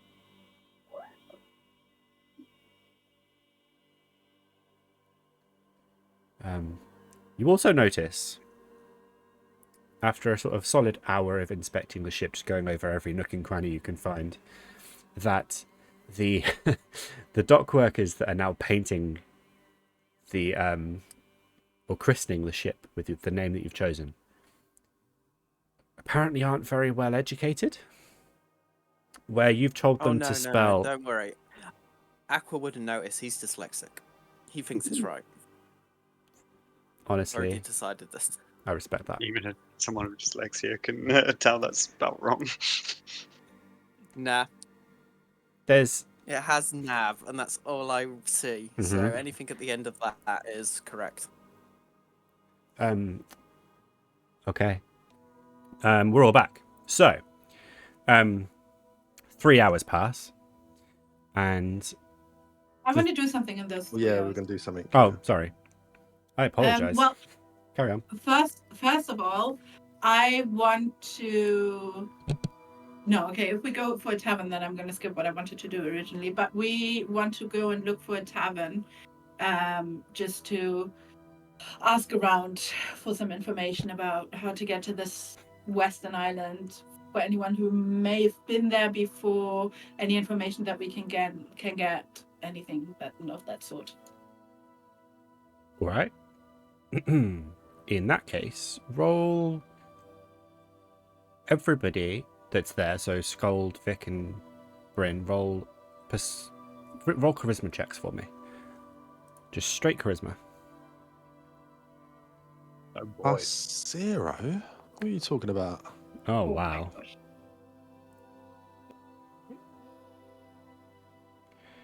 Wow. Vic, Hold up. that's It was on embarrassing. 20 for a second. Oh yeah. Oh, this gold has -1. Yeah! Oh, Boy! the Well, one with a -2. Yeah. This is how I united the clans. With sheer dumb luck. Shit, I'm like... Scold and Bryn, but mostly Scold. Definitely not Vic. Kind of chatting and conversing with some of the patrons of the tavern that sort of seems to cater for the dockyard people and any of the travellers that come through. A few of the sailors have travelled to the Southern Island, or the Western Island, sorry, before. Those who have warn you against going. It's apparently a nasty place, very humid, full of creatures that aren't exactly very nice.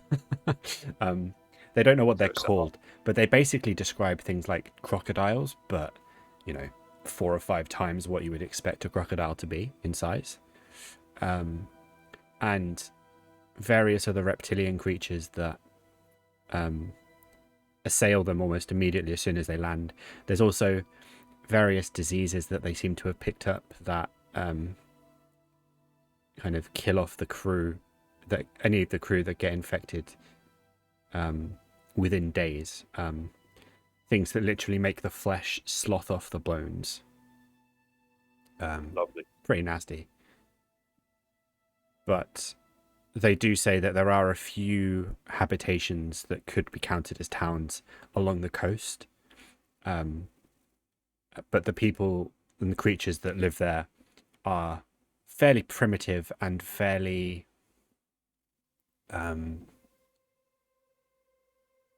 fairly mistrusting of strangers.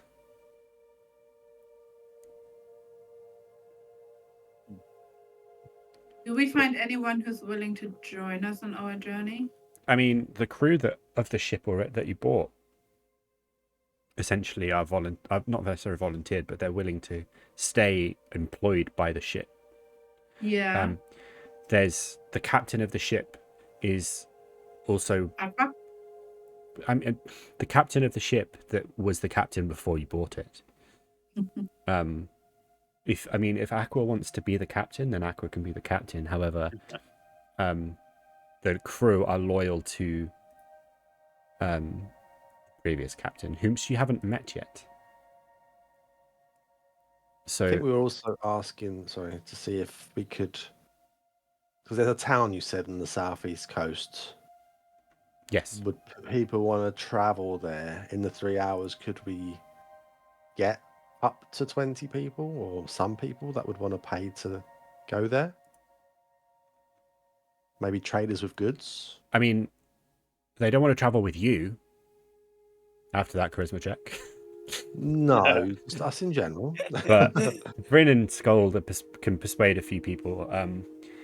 While the inhabitants and the environment in general are fairly nasty, the trees do produce some fairly nice logs.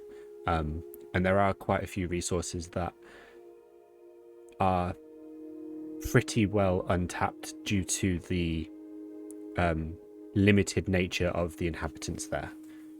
So there are a few people that are willing to travel and, pay for passage if that's what you're asking and offering. You probably gain about 6 people that are willing to make the journey alongside you.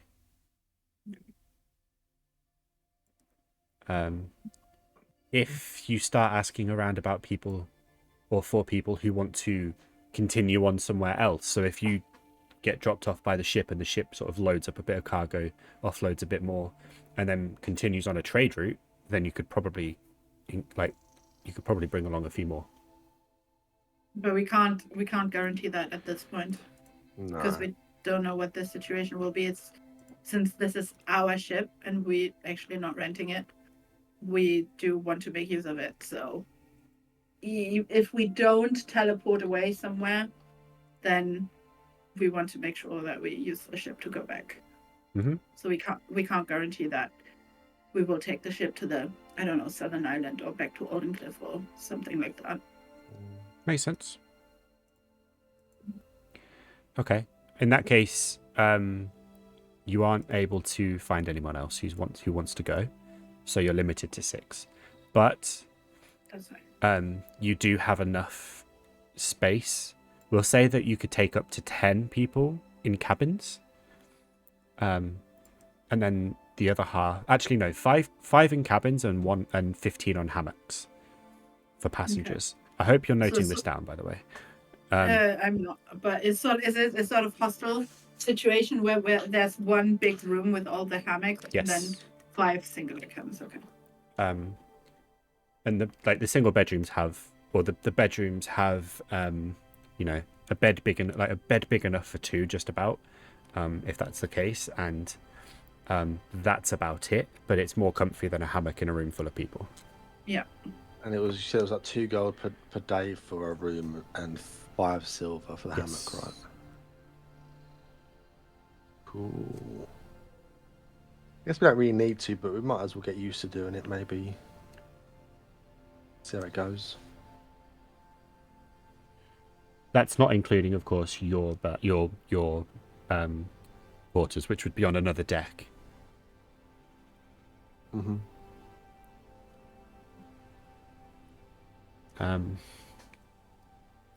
All right. Is that everything you wish to do? I don't know if we wanted to actually discuss any plan, or are we just winging it as we usually do? We have enough time to do that on the ship. Oh. Okay. Yeah. I mean, we need to get there, and then to the central southern part of the jungle, maybe. So that city's probably the best port to go from. Then just travel west into the jungle. Sounds fun. What could possibly go wrong? Once we've finished in the tavern and once we've picked up essentially those people, I would like to go back to the to the docks and not necessarily go on the ship yet. Just sit on a, I don't know what the words are, but not a stool, but somewhere like where you can sit. A bench or something, and just watch the people work on the ship and paint on the name. And while they do that, I would like to quietly and not super obnoxiously, but play my flute. Okay. Roll a Yeah. performance check for me.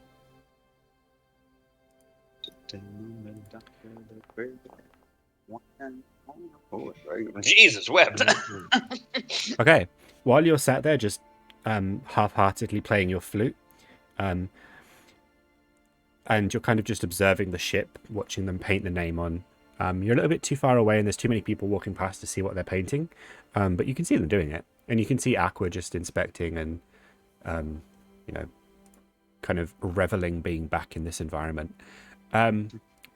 You suddenly realize that you've actually earned about 6 gold Oh, nice. from your performance. This isn't a rich place, so this place isn't flush with money, but you've earned a little bit, and there's about a dozen children just sort of sat cross-legged on the floor, just watching you intently. Every time you kind of stop to pause, they're just and like gasps of exclamation. No. Exclamations of joy. There we go. And gasps.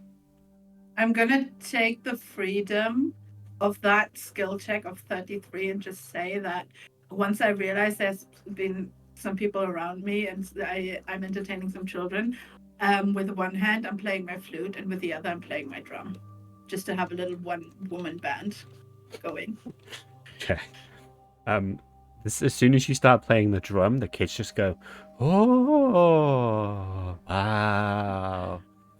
And like they've never seen anything before like it, and they just start clapping along with the drum beat. Okay. And some of them start singing their own words to the song that make no sense, but they're singing them anyway. It gets kind of annoying after a while because they're kids, but That's fine. That's what I wanted to do. Okay. Cool. Eventually, Skoldenvik, you meet back up with Bryn. You meet back up with Aqua, and you admire the ship before you. Painted kind of haphazardly on the side of the ship, in black paint that is still drying, is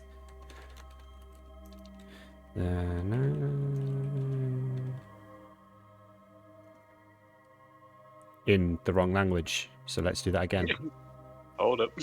Hold up. We'll start that again. They did a wingdings down it. The Navigated. Close enough. The That makes Navigators. perfect sense 'cause I can't see it. Okay. Like I said, they're not the smartest. They're not the sharpest tools in the shed. But they tried,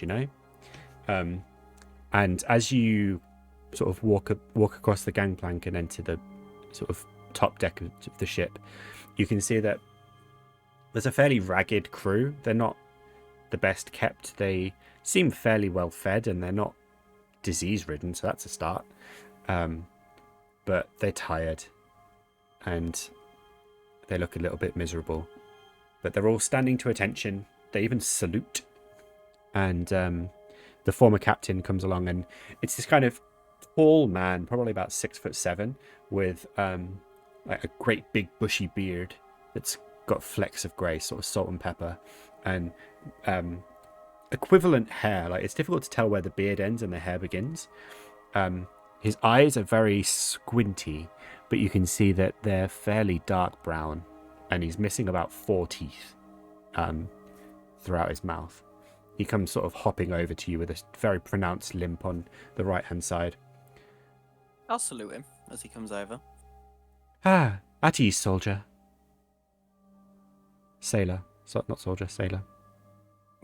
I am Aqua. What is your name? My name is Ermenkraut. And I believe you were the captain of the ship. Indeed. I was surprised to hear that the ship has been bought out, but not displeased. I used to serve a trader who used us to travel backwards and forwards and bring goods as traders are like to do. What services do you require of us? We are heading to the... How do I put this? The West Island Ah, to hunt some beasts we've heard of that need taking care of. indeed. That's a most dangerous journey that you are undertaking. Hmm. Will you That's why we be come to this. will you be requiring Go on. us to hang around after we drop you off? For now, until we know what beast we're hunting, yes. But see. if it comes to it, we can, or we'll try to give you and your crew a message to flee to safety in a sense. I'll be able to let you know if we do not require you to wait for us or to come somewhere else. I see. Well,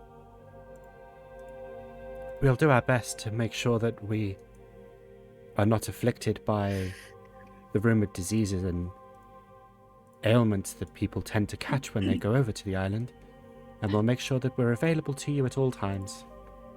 Yes, well, if that is the case, and there are them rumors are true, best for the crew to, unless needed, they should stay on the ship when we land. Their way, the risk of infection or whatever is causing illnesses to not be as badly spread. Indeed, that's very wise. It's good to know that our new employers have a head on their shoulders. Well, I wasn't a captain, but I have sailed a lot in the past. And I know the do's and don'ts of exploring islands that are dangerous. Too bad that's the only thing he knows. Wow. That's harsh. If he carries on, that small man in armor is going to be our anchor. See you try. I see. Well, of course, we're more than willing to transfer you over there. That's not a problem at all. And like I say, we'll do our best to keep ourselves safe. We'll probably take cover offshore and just wait to be communicated with. Excellent. That sounds great. As these are your men, and I wouldn't want to take control of them, I'm happy for you to stay in charge of the ship, and if it's okay with you, be the navigator of avoiding the dangers in the water, as it's what I was best on with my old ship. That suits me. I would offer to introduce you to the crew, but for now we'll just focus on getting underway, and then maybe at a later date when we have a bit of free time, a bit of a lull, we can do introductions and maybe get to know the crew if that's what you wish. Sounds perfect. Very I well. believe me and my companions are ready whenever you and your crew are to set sail. Did our 6 guests get aboard as well? Not yet, I don't know about that. but they're not sort of lagging. They are on their way. It's just taking them a while to kind of find the right place and then find the right place, find the right ship, get aboard, and sort of get settled down. Okay, and the heading is towards what's the town name in the southeast of the Western Isle? The big town which must have a dock, I guess. That is a fantastic question that I do have written down somewhere. Please hold. Well, I'm guessing the captain would know. So the captain knows, yeah. I questioned him. I Yeah. also know, but it's not currently written down in my immediate vicinity, so I need to look. Okay. The captain tells you the name of the place. Mm-hmm. And that would be how long? That is going to take us. Ooh. If we've got good wind, at most 6 days, 7 days. Provided we have good wind and no misfortune. Okay. So that would be, if my math serves me right, 280 gold for the crew. 2 gold each per day, 20 crew, yeah?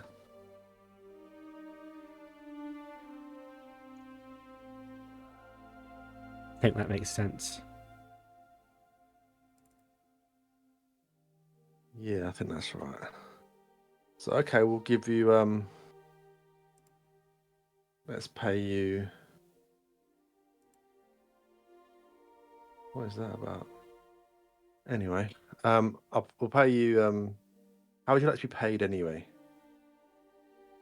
Well, the crew get paid lump sums at the end of the month. So, Okay. Do you have a treasury on board where you keep all your finance and gold?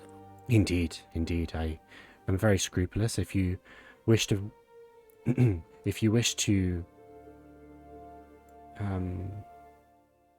inspect my methods and my bookkeeping, then feel free. That is well within your rights. No, I trust you as you are a captain and I was just a sailor.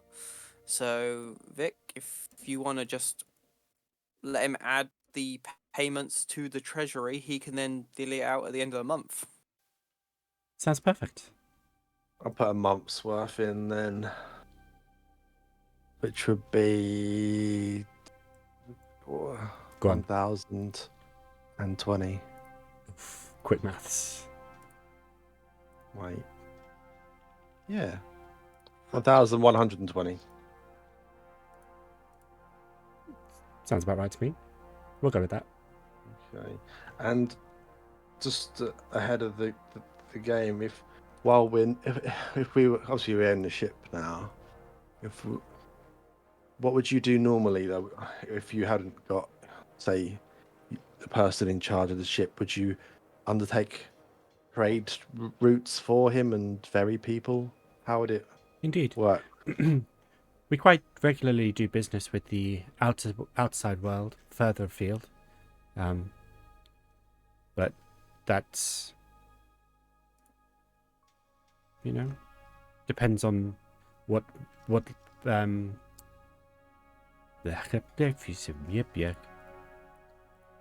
depends. good? That depends on what goods we can procure and where, and what rumors of prices we can find. But if you are more focused in what you need us for, then that's what we will do. Okay. So in the meantime, you could undertake some work to pay for the ship and turn a profit for us still and get paid yourselves. Indeed. We are always working on profit. That's what we're here for. I guess that profit goes straight into the treasury and you can pay the crew and it can kind of be self-sufficient a lot of the time. Indeed. Okay. What we could do, because I mean, a ship like this would have, I think I understand 100 tons of cargo room. Indeed. Maybe we can pick up some supplies and items, things that you can't get on this island from the Western Island, and maybe we can load up on some stuff to sell when we come back, maybe. That's always an option, yes. While you're away, we can do some digging. We can get in there and find some good deals. Good timber, someone said back in town. Indeed. Okay, it's a thought, but let's try. Let's just get there first, shall we? If you are going to pay forward a month, then we will have some funds with which to go in, buy some stock, buy some goods, and once we're done here, then we can go and, trade away like we would. Yeah, so I'll hand over another 1,120 gold for a month's wages ahead of it. 34,200 left. Oh, is that it? Should be self-sufficient eventually. Yeah, should we? This is the side to the guys. Should we do something for the guys, the crew? Like pick up something. What do you mean? Like a job? No, not a job. Like Thought she said like a dog, and I was like, yes, all the dogs. we could get a cat. No. A ship cat. Boo. No, but they're good for like getting the rats, aren't they? Rats and mice, yeah, actually. It's not a bad idea. I am not going to take care of it because No, not worrying that. all my characters are very bad at taking care of their familiars. Yes, I know. yes, they are. You Like guys horses. can go and I trust your instincts on what to get them. But from someone that sailed the sea, probably not something that's too high maintenance. A cat is not high maintenance. I don't know, I've never had one. A cat's not high maintenance. But was that what you meant to say, Vic, or did you mean something? Something useful. Like if we looked at all the crew that was standing there, do they look well clothed? Not obviously fine clothes, but Not really. They could do with. They're a bit scratty. right. We're waiting for people anyway. Let's go and get them some. Not a uniform. That'd be weird. Maybe one day. But let's just go get some clothes. I don't know that they can. I'm thinking morale. I'm thinking keep them happy. Okay. Well looked after. Definitely pick up some oranges. Well, we should have loads of fruit and stuff, shouldn't we? They would have done that already, maybe. Make sure they don't get scurvy on the road, I would say, on the water. What are you on about? I was about to say what I was. As a sailor, scurvy is a rite of passage. If you've never had scurvy, have you ever really sailed? Exactly. I do prefer not to have it, so let's at least make sure we have a lot of fruit that will provide a lot of vitamin C. Okay, I believe in you guys. You go do that. I'm gonna go and talk to the navigator that was here before me and learn the maps and the routes All as a right. way to help us throughout our journey. Roll another. Okay, roll a d20 and add 6 and roll it with advantage.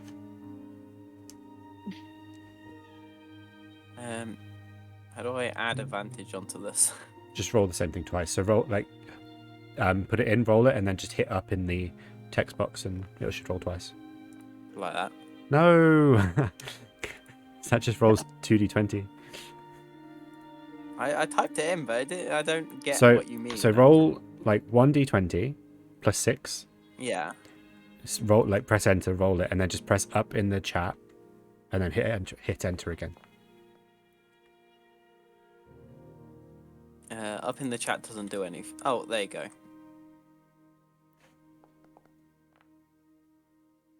There you go. See, you're welcome. Thank you. With a 26 and the third natural 20 of the session, the old navigator shows you the maps, and you can see immediately that the maps are outdated. From your time sailing, which, bearing in mind, was 18 months ago, like nearly 2 years ago, Yeah. you can tell that these on the Windsinger. There we go. From your time sailing on the Windsinger and navigating the Windsinger, you have seen more up-to-date maps than this, and you start immediately just making corrections on where land masses are, where places to avoid are, like, and also going from your knowledge of like old school like not even old school, like current pirate haunts, like places pirates tend to attack quite a lot. You start sort of noting those down on the map and making a point of navigating quicker routes, and immediately that removes a day of sailing. Oh wow. Okay. Because it turns out that the navigated ship, the old navigator, used to try and avoid something that wasn't there, so they divert an entire day around it, and there was no need. Yeah. So you have to learn through experience that.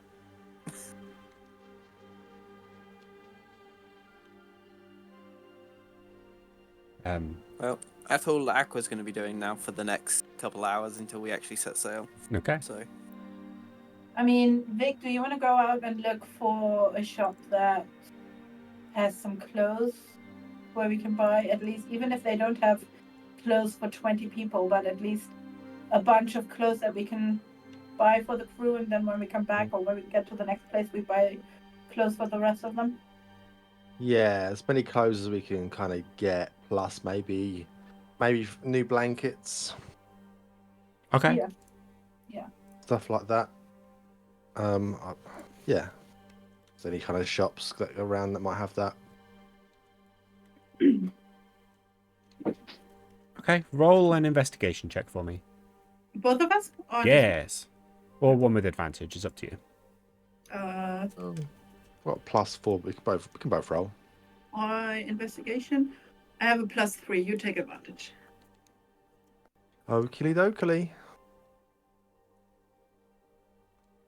With a 17, you eventually, quite quickly, find a tailor who has not enough jackets of the same color, but he's got quite a few of the same style. And so you're able to buy jackets, shirts, and trousers that all match enough for the 20 crew, including the Nice. Okay. former captain Ermengrout. Okay. It costs you about 30 gold, sorry. Because these are fairly well made. Like they're sturdy. They're not gonna deteriorate too quickly. Having said that, it's a ship. They're gonna get covered in salt water quite a lot. So, no promises on eternal longevity. But for now, that's enough. But for now, it's better than what they're wearing. And one thing that is important for me, can we find either at the tailors as well or another shop where we can get 20 pairs of comfortable shoes? Even though we don't know all the shoe sizes, but maybe get a variety of sizes. And for anyone who doesn't have shoes, by the end of this, we pick up some next time. And blankets still as well. Mm-hmm. Oh yeah, blankets as well, yeah. You're able to basically pick up as many blankets as you need.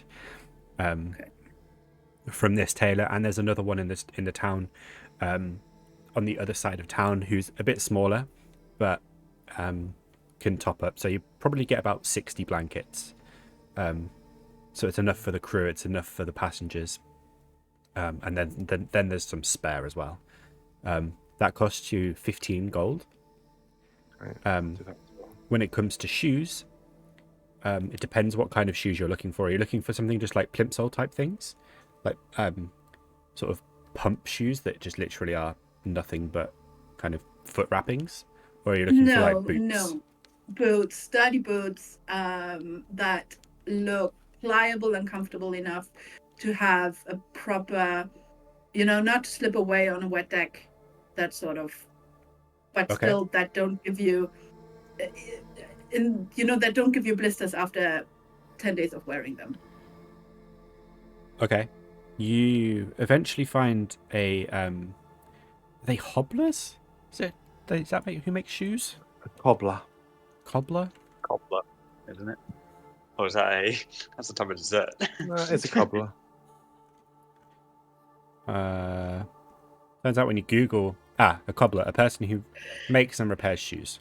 And cool. Okay, that'll do. When you eventually find a cobbler, and it seems that they're well versed in shoemaking for sailors, because they have an array of shoes available in various sizes, and all of them have tiny little nails that protrude from the bottom to help grip on the deck.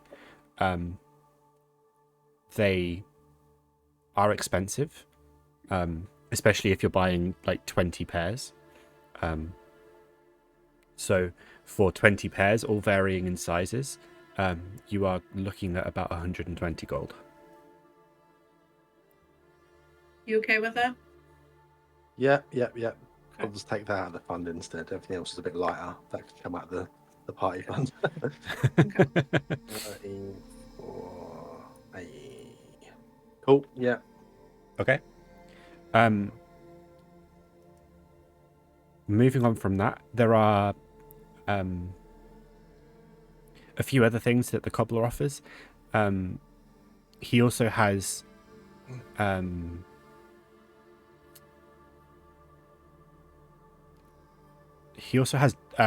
sort of off-duty shoes, which are much lighter weight. They are essentially just like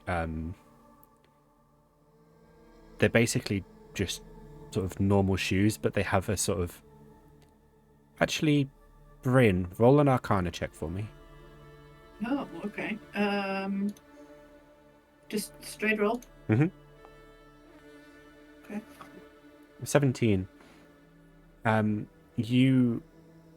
Once he pulls a pair of these out, they are just normal shoes. Essentially, you would kind of expect them to be casual. Like you would expect them as just being normal casual shoes.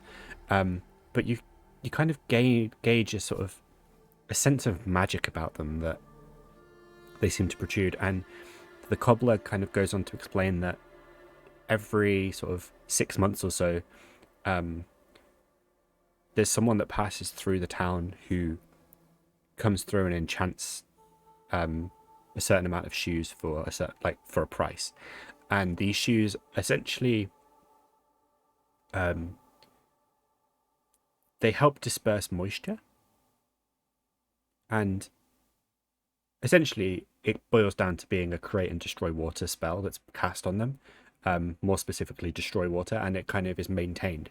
So when you wear them, you wouldn't wear them during the day when you're working or like when you're on deck getting wet, but once you finish your duty and it's time to have some time off, you'd put these on, and then they just kind of suck the moisture out of your feet and stop things like gangrene and any degenerative thing that would happen from having wet feet all day.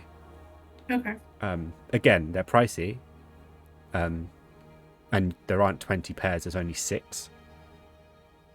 But they're also not necessarily done by size, they're just done because they're enchanted, they fit to suit whomst ever be wearing them. And for 6 of these it would be 300 gold, but it would certainly help in stopping people losing feet from gangrene and things like that. Is there a chance that we could commission him to make 14 more pairs? Not going to enchant them though, is he? You have to wait for someone to come through. Well, yeah, but next time we come into the city, or if we send the crew back, they can pick them up. I can't imagine that many crews having these anyway, right? Why don't we give the captain a pair? I mean, you could give the captain a pair exclusively, and then you've got 5 that you can share around the crew. You could certainly commission the cobbler to make sure that he has enough money to, have more for next time you come through. If you give him enough, like if you give him, what would it be? About 1,000 gold, I think it actually works out at.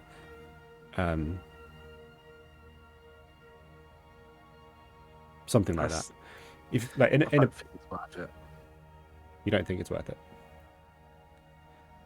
Not really. It's like That's a quarter fine. the price of the ship. For That's like, lounge shoes, it might help them obviously a little bit, but they can dry their feet. They'll be fine. All right. Okay. He kind of shrugs, puts them back. He doesn't seem too bothered. And if what the crew don't know won't hurt them, you know. Yeah, I mean, we can get one pair for the captain, maybe, because he's the one who needs to be. Yeah, okay. What should we get one pair for the captain? Yeah. Sure. Get one for the captain. Okay. It's 50 gold for one pair. Okay, cool. Yeah. 07. Do any of you have access to create and destroy water? I do not. I mean, I technically do, but I'm not there. Well, this is just a general thing. If you've got access to the spell, you could inspect the item and attempt to make some of your own. And with Bryn and Scold with you, who are very good at crafting things, you could have a go at making your own, essentially. Oh, okay. I mean, it would take time, but you're going to be on a ship for a week, you know? Yeah, So, that's fair. Yeah, we can see if we figure that out. okay. So that's just a general thing for you all to think about. If you decide you want to. If nothing else, you could start your own kind of supply of them. Quid's in then, eh? Just Start charging them at a discounted price, 45 gold each, you know? People come to you instead of this guy.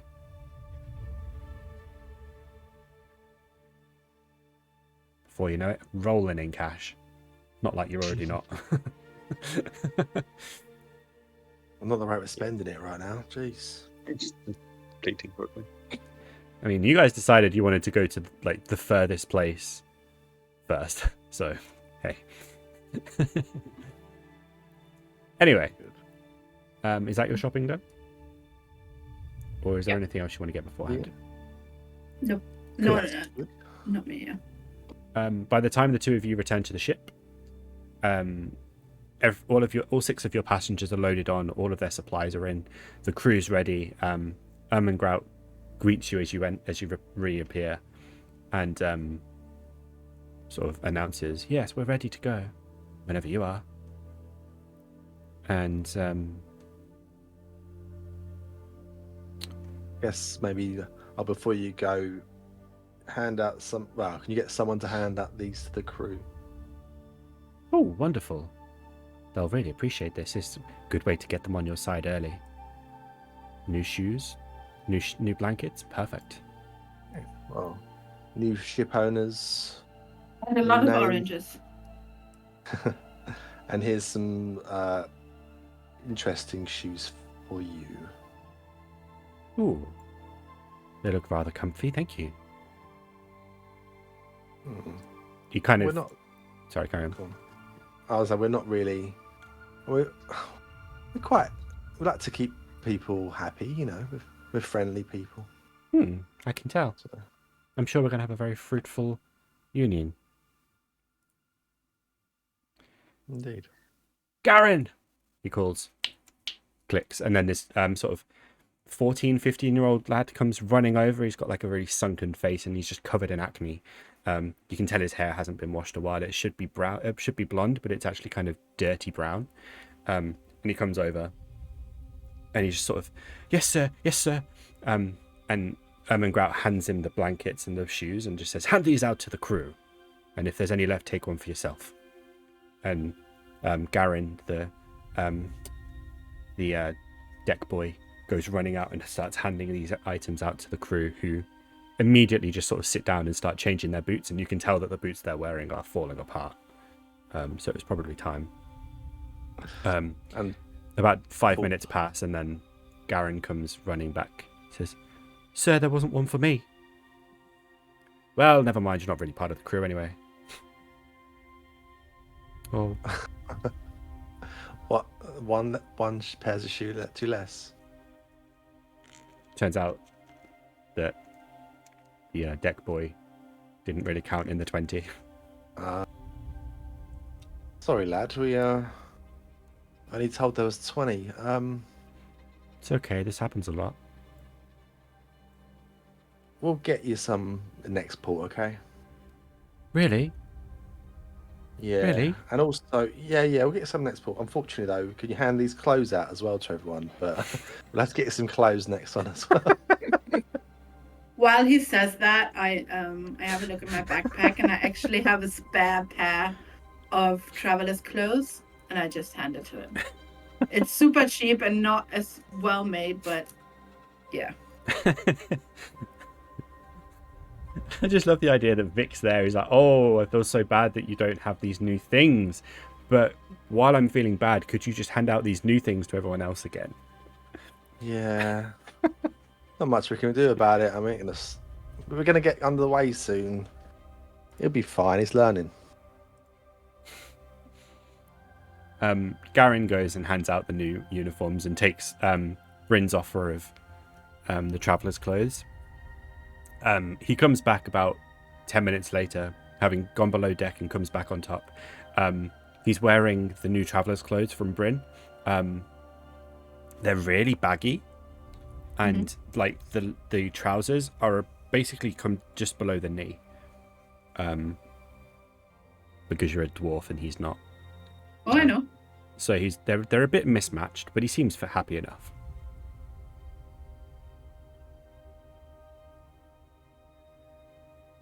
Anyway, Right. Ermengrout takes the initiative. Once everyone's sort of settled in, he calls for the crew to start raising anchor, moving away from the dock, and you start heading off into the sea.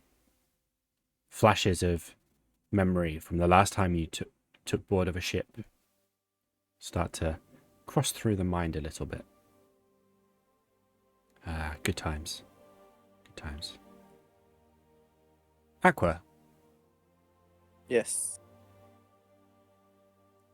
have you told everyone what rumours you heard while you were back home? No, I didn't include that in my speech. Oh. Okay. So unless they decide to ask, they will never know. The first day passes How are without we incident. supposed to know about rumors? Well, yeah, exactly. I guess you'll never know. Well, I guess you'll never know that there were rumours to ask about. By the way, Aqua, I heard rumors about rumors that you've heard. Well, how am I supposed to know this? You could have asked me if there was any more to my journey that might not be applicable in our realm or adventure.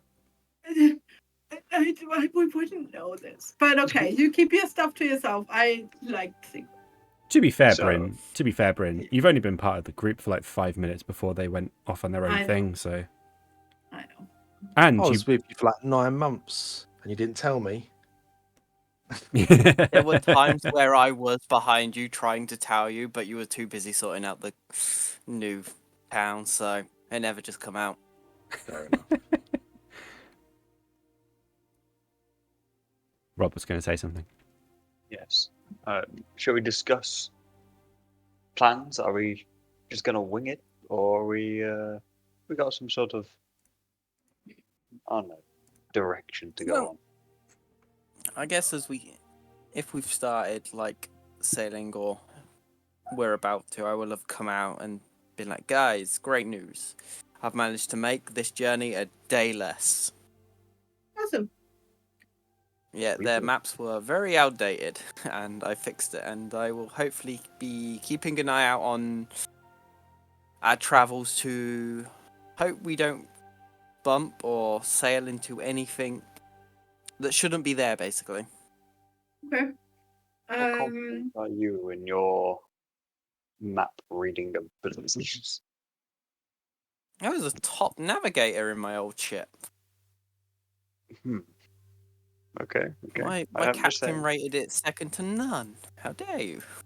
Well, I'm just saying, if we do crash into an iceberg or something like that, I want to know who to blame. At that point, it's probably deserving because it's just a meme waiting to happen. If you find an iceberg in this sea, then you're doing well. You deserve to hit it. Yeah. Or it deserves to hit us. Either way. It deserves to hit you. Yeah, it's done hard work to get there. It deserves to hit someone.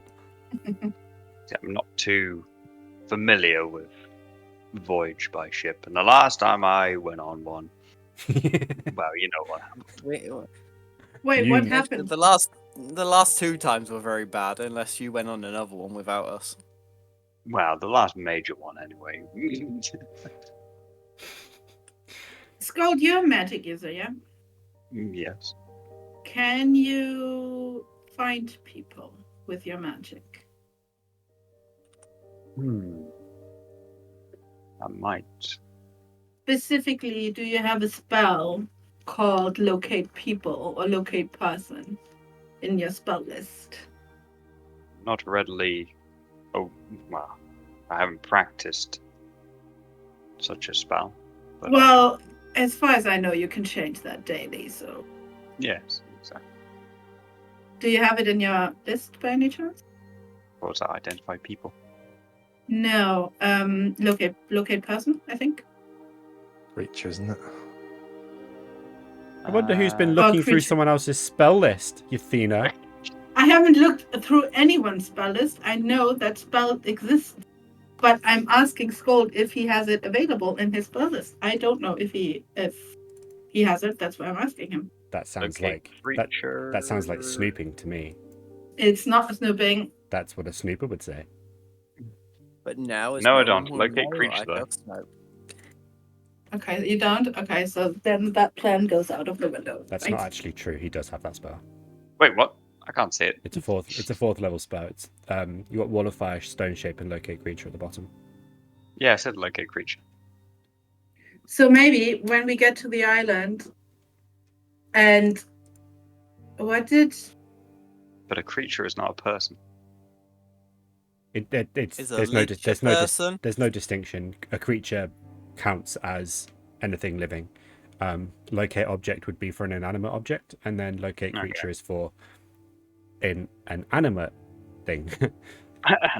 See, I always thought as creature as nothing that's an ally. The I spell read it. can locate a specific creature known to you or the nearest creature of a specific kind, such as a human or a Oh, unicorn. okay. But it also has to be within 1,000 feet of you, so there's a bit of a vaguity going on there. So 1,000 feet is actually quite close. Yeah, That he has to be. a That's 1,000. about 300 meters. Yeah, So, but if we... So, no. Bryn is presenting the plan that she wants to put forward. We get to the island, and then Jambari said in the forest that's south of the big lake, like quite central, there used to be a city, so Rune City. We make our way there, and then you cast locate creature, and we see if we find the lich. Okay. Do you think you'll be so readily available, if you will? I don't... Well, I don't know, but I don't know. Maybe he has taken precautions not to be found. Maybe he has put up traps. Then he will find us before we find him, which is actually to our advantage. Maybe Should he we has... travel? Because I like your plan, but should we travel at least more inwards into the land to cover more of the south side of it? For 1,000 Skull feet to doesn't be able to cover- do that? Doesn't cover much. I meant to get to the ruins first, because Jambari Okay, said yeah. that he has taken residence up in those ruins, in the central feel- southern forest. here's the map again. That's just the island. I also moved to the town that was floating in the water because I noticed it and it was bothering me. But those ruins are not actually on the map. Not that you can. No. Like, Yeah. then I mean, you wouldn't know even if they were. No, that's Excuse fine. me. I Bless like you. that then. We can go to the ruins and scold if you decide to put it on, or however it works for you. Nothing item of clothing. I don't know how you Um, mess with your spells. I've never done that. But meditate upon it. how much civilization is actually on that island? So we're heading to a city right now. Town. To a town. How populated is that town? You have no idea. From what you've heard, briefly from walking around Adenhall, it's the most populated settlement on the island. Mm-hmm. However, that could go from being a small town with a few hundred people, like maybe 1,000 people, to being a fairly bustling large town with a few, like, tens of thousands. The Western Island is generally shunned due to its isolation, and it's fairly inhospitable. Any settlement that is on the island itself often is settled by very few humans can survive there. So it's races that are fairly hardy. There's but again, it's not really a talked about island because nobody goes there. All right. Ideally, we find someone in that town who can navigate us or draw us a map or provide us with a map to get to those ruins. And that's going to be our first mission. Get safely to those ruins. Make sure we stay healthy. We don't get into any trouble. Find safe spaces to rest, and then get to those ruins and see if we can find the Lich.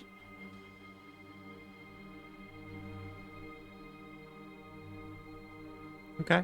So what you're saying is the Navigators are looking for a navigator to navigate them. Yeah. Okay. Cool. Aqua, can you roll Yes. a survival check for me, please? Ooh. With advantage. Yeah.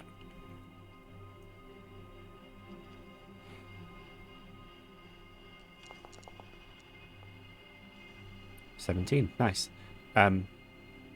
You manage to follow the course that you've plotted on the maps, and you find that your rapport with Ermengrout is actually quite lucrative. You get on quite well, and he understands the terminology that you use.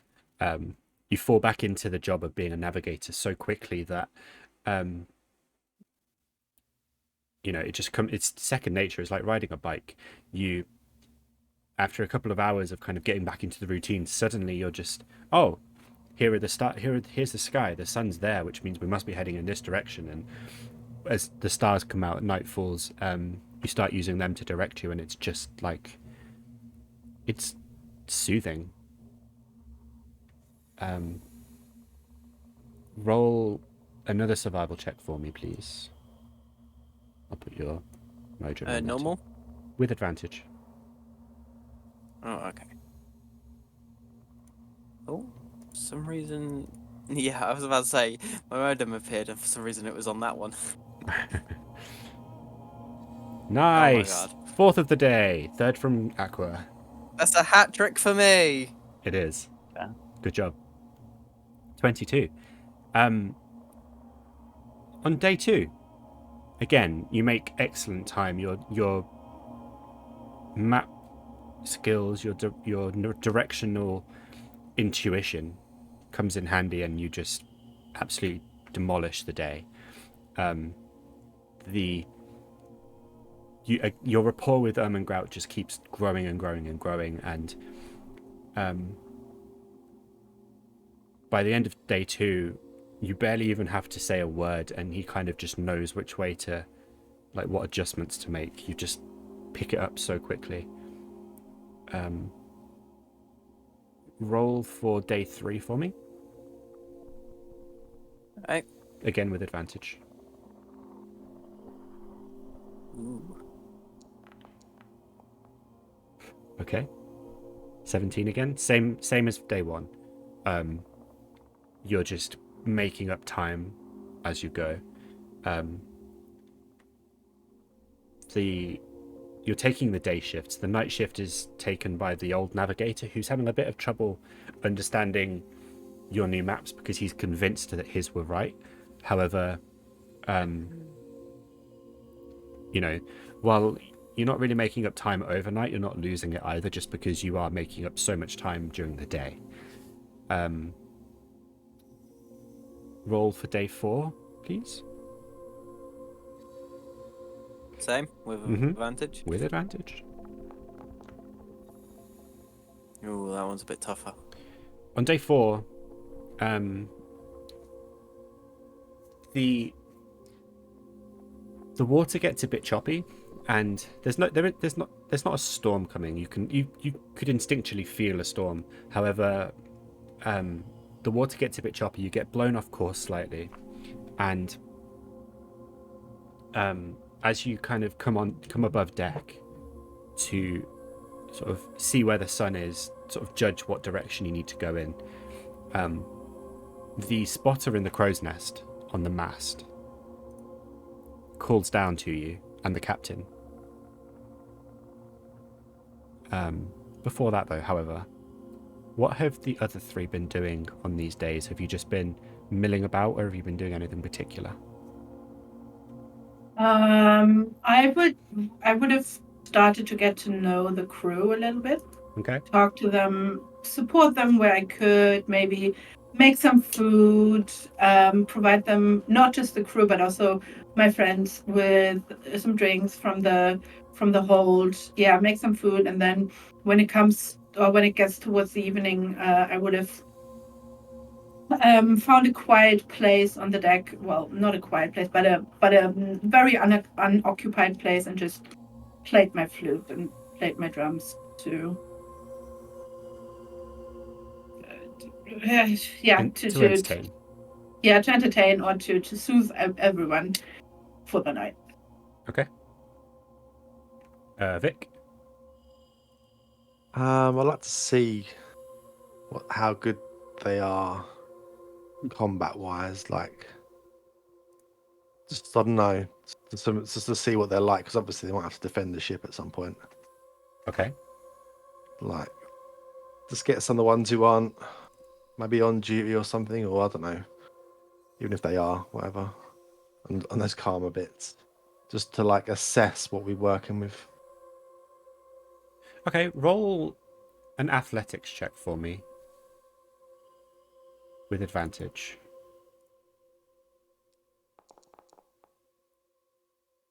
Okay, 23. You spend the first 3 days into the 4th, kind of going around and just taking members of the crew at random, handing them trading swords and just testing their skills. Some of them are more talented than others, and you do feel that even the sort of 5 or 10 minutes that you can steal them away for does help them improve a lot. And they don't seem to be too upset from either having the rest from working, or just kind of, if nothing else, they see it as a bit of entertainment and a bit of a challenge. So they kind of take it on the chin and really do try. And they seem to be appreciative of the effort and the attention that you're showing them. You managed to get through all but maybe 2 of the crew in the 3 days. Mm-hmm. Just when you get the opportunity. Nice. You do actually get collared by Garin, the deck boy, 3 times. Who, despite you accidentally like clobbering him in the cheek with the pommel of a sword once, and he's kind of now got this big black eye. He seems very keen to continue training with you. Okay. I'll help him out a bit, I guess. See how he comes on. He appreciates it. He's very enthusiastic. You even catch him on the 3rd night having taken the training sword, and he's just practicing it against the air with himself, trying to focus on his footwork. Skald, Yes. what have you been doing for Well, the first 3 days? First 3 days, I've been relearning how to locate creatures. Mm-hmm. Just by trying to locate various people. And when it comes to using this spell, do you have to know what you're locating? Or locate all around? I believe it's as long as you know what it is. Describe or name a creature that is familiar to you. So as long as you know what it is, you can, Okay. do it. So I've been trying to learn also a bit more about this potential lich, and we're doing that by talking to my circlet that I still have on, by the way, and also just fellow navigators and such, and seeing if anybody knows any additional information other than what we've been given. Okay. The circlet reveals to you that the knowledge it has about liches always comes back to the process that the wizard usually had to go through to become a lich. Often leads to them needing a continual source of souls. However, the reason for this is that their souls are taken from them and placed in some kind of object, sort of known amongst scholars as a phylactery. Phylactory. Okay. And the phylactery is usually kept in a safe space or a safe place, and because if the phylactery is destroyed, then the soul of the lich is destroyed, and that's when you can truly kill it. Okay. Liches that have been defeated previously without their phylactery having been destroyed first will return sometime within a week. It's theorized they return within a week to wherever their phylactery is. Makes sense. Okay, I'd like to give this information to the rest of the team and say that we should probably try and find out a bit more about this lich as we get closer. Roll an intelligence check with advantage for me. You're looking for a 15 or more. Never mind. That's all your circlet has to offer. It's a very Baldur's Gate thing I just did there, and I apologise. No, I Wait, think. what about inspiration? Can you reroll? Who am I inspired by? Myself? I mean, in I theory, don't know, Bryn, you but just she's get not them paying from attention. doing the game. Do you have guidance?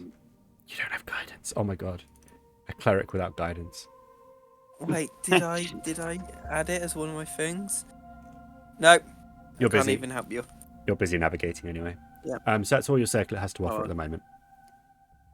Yeah, I think outside of that, I'll probably be, doing my usual prayers and also comforting anybody that needs it through the word of Vulcan. Okay. We circle back to day 4. It's about midday. The sun is high in the sky. And the spotter on top of the crow's nest calls down to Aqua and Ermengrout, the captain. Ship on the horizon, he calls. Ship on the horizon. There's something that all of you are kind of alerted to. There seems to be a sort of tinge of fear in his voice. You've passed ships previously without problem. You've seen them in the distance, no worries. But this time the call comes down and it kind of sends a shiver down your spine.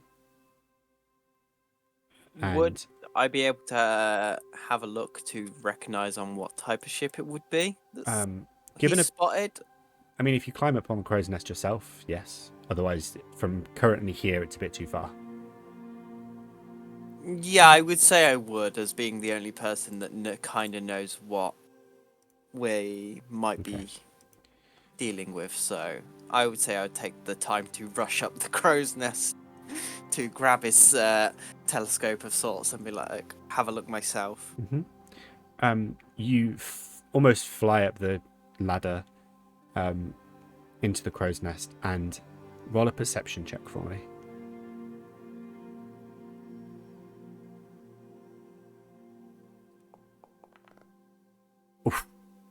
Oof, that was I was too quick. lingering on 20 for a second. I know, I was too quick. You can see the ship in the distance, but you can't make out any detail.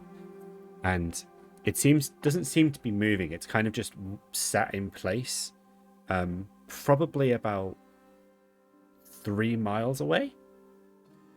So it's still a speck in the distance, but you can see it. The spotter sort of turns to you and says, "What should we do? Do we stop? Do we turn around? Or do we keep going?"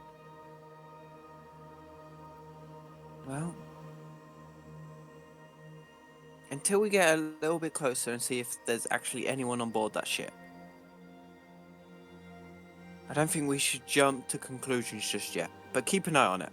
I'll go back down and see if we can navigate around it. All right. I'll keep an eye. And then I kind of head back down and go back to the maps to see if there is a safe way that we can kind of bypass it, but still stay en route, in a sense. Even Okay. if it takes us like an extra half a day.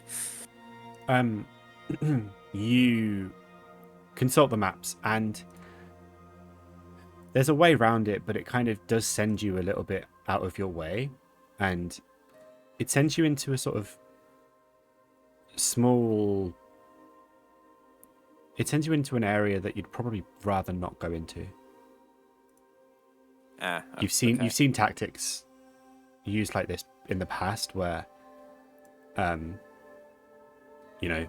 ships are sort of diverted into a more favourable position for ambush. You mean I've done tactics like this in the past? I was trying to be subtle, but yes, you've done this before. You see this from a mile away. Okay. After consulting the maps and that, then I will go back up to the captain, explain to him basically what's happening, and give him two choices. One, we go into a very dangerous area in the sea, or two, we take our chances and maybe in with a fight. Okay.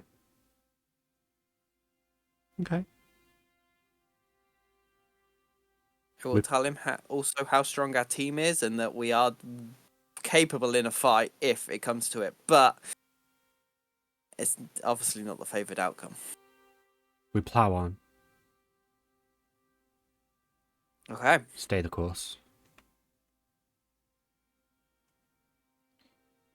Would you like me to let the crew and all the people know that we may end up with a fight? Let them know. But stay the course. Okay. Now we'll make sure we stay the course then and let all the crew, obviously my team, and I'm not going to bother with the passengers, but I'll let them know that we may have a fight on our hands, just to be prepared. Okay. You go around, let them know. Some of them kind of physically recoil, sort of not really ready or wanting this. Others kind of give you a grin and are just like, yeah, I'm ready for a fight. They sort of, everybody comes to deck, so there's a full contingency of crew out and about now. And everybody's on high alert. As you get closer and closer to the ship, the spotter on the crow's nest calls down, "Fire! I see fire. Fire in the distance. At this point now, if you climb back, are you climbing back up, Aqua, or are you staying down? Well, can I see the fire from where I am? Not currently. Okay, I would climb back up then, if I couldn't see it. It's quite clear at this point that the ship that you could see in the distance is on fire. There's smoke rising from it, and it's still afloat, but it is burning in some respect. Can I see anyone on the top of the ship, or is it just all fire? You're about a mile away. Okay, so it's still And pretty hard to distinguish shit. Still pretty hard. You're just getting into range of being able to see now see the smoke on when you're on the deck, kind of rising over the horizon, and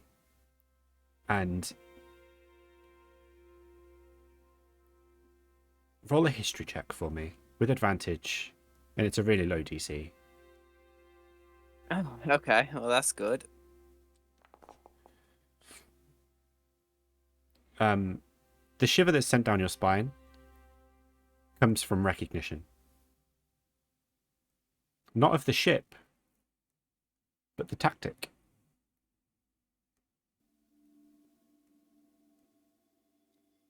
No, we can't be doing this now, can we?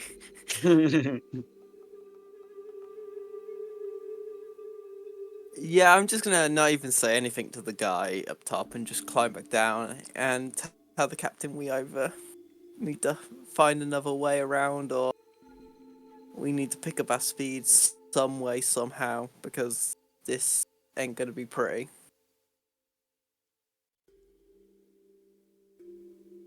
If it is indeed what you think it is, there's almost no chance that you're outrunning this. Damn it. This newfound hope is not doing me well. You know that the Windsinger is a very swift ship, and that if it does come upon you, it will likely cripple most of the crew before it even gets within range. Can I, I'm not even gonna say to the captain, I'm just gonna shout, over the whole ship to the crew and all that, to just ignore this ship that is now burning that we've seen and be prepared for an even bigger fight than I realized. Okay. This isn't the most motivating of speeches you've ever given. I wouldn't expect it to be. You can see that the crew who were already afraid are now very, very afraid, and the crew who were kind of itching for a fight are starting to cower away slightly. But they're all still standing on deck. They're all still waiting, and Ermengrout is kind of looking disgruntled, and is kind of looking around him. Yeah, I would position myself here at front most of the ship that I can get to now, just watching out, waiting for the inevitable.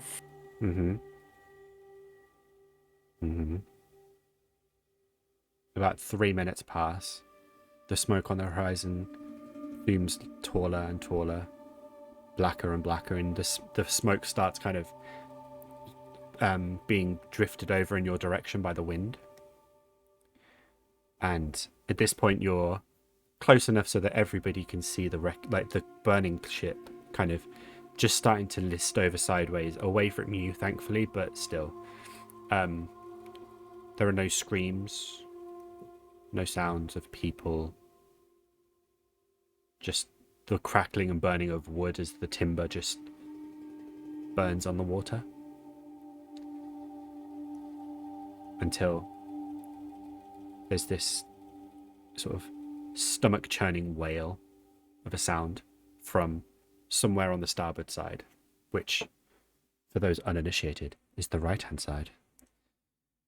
Thank you. Off to the right, there is this deep baritone wail that just rings out, and it just pierces everybody. Everybody make a wisdom saving throw, please. Aqua, you make yours Would with I advantage. recognize this? You recognize it. Make it with advantage. Okay. I'm used to this noise.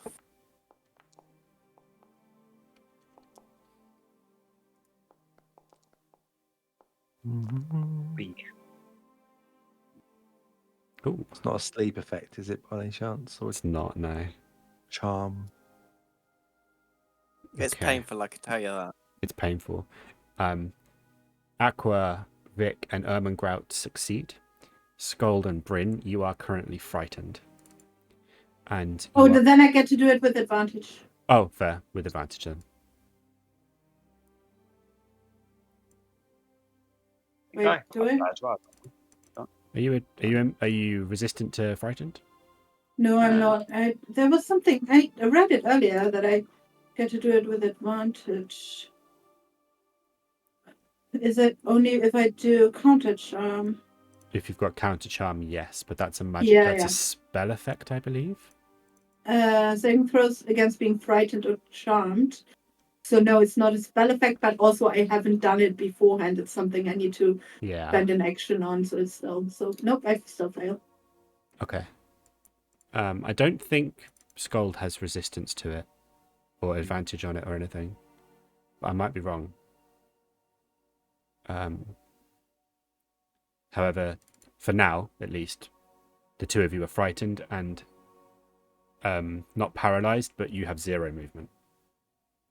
Okay. 0 movement You are frozen still. because we don't know where the noise came from. You know where the noise came from? Came from the right-hand side. So like Wait, down this way. But the effect of the this like piercing, screaming wail just kind of sends you to a sort of, it stuns you essentially. We'll say you're not frightened, you're stunned. All right. That makes more sense. The other 3 currently are okay, and we'll end the session there for this week and resume next week. Yeah. Good job, guys. You didn't die. That's just the beginning. So it begins. So glad I managed to get us an elven ship. She's going to Seeing need what the we're going sturdy. up against. Exactly. Well. Well, are we going to lose it immediately? No, you'll be fine. We'll be fine, right? Slashing through some people. We'll be fine. You'll be fine. We're going full steam ahead. We're going to try and cut through them with our superior ship. don't know if it is. Honestly, Superior ship. the only thing I'm going to say you is we may have more durability. They have better speed and attack. Full speed ahead it is then. Yeah, that's not going to work for us. Or die trying. I'm sure you'll be fine. You'll be I love it. fine. I can't believe you brought them here now. Hey, man. After all this time. I've been waiting. So have I. Still got all their backstories for each one of them. Cool. Well, that was a fun first session. I had fun. I hope you did too. We'll be back next Tuesday for episode 2 of season 2 of Scales of Destiny. This Thursday, we've got quite a busy week. This Thursday, we are hopefully, if everyone's free, finishing off the Battle Royale we started a couple of weeks ago. Yep. And on Saturday, we have another Verdamont episode. The Whispers of the Crown game. Urius and Josh and Housie, I believe, players in that. You are free, aren't you? Yeah. It was Yeah. Yeah. The non-committal yeah from Urius there, filling me with hope and dreams. I mean, Bad I aim. finally become a paladin. I earned it after doing what I did, so We'll see. We'll confirm during the week. But next week, Scares of Destiny. That's a really nice Nightbot command we've got there. The alias you set this command to be of, Solstice, does not exist. Oh, and I need to delete the thingy as well. But yeah, anyway, appreciate everyone being here. It's always nice. We'll see you next week for more. Is there a raid? Yathina, is there a raid to do? Oh, look at that. You're on it. Nice.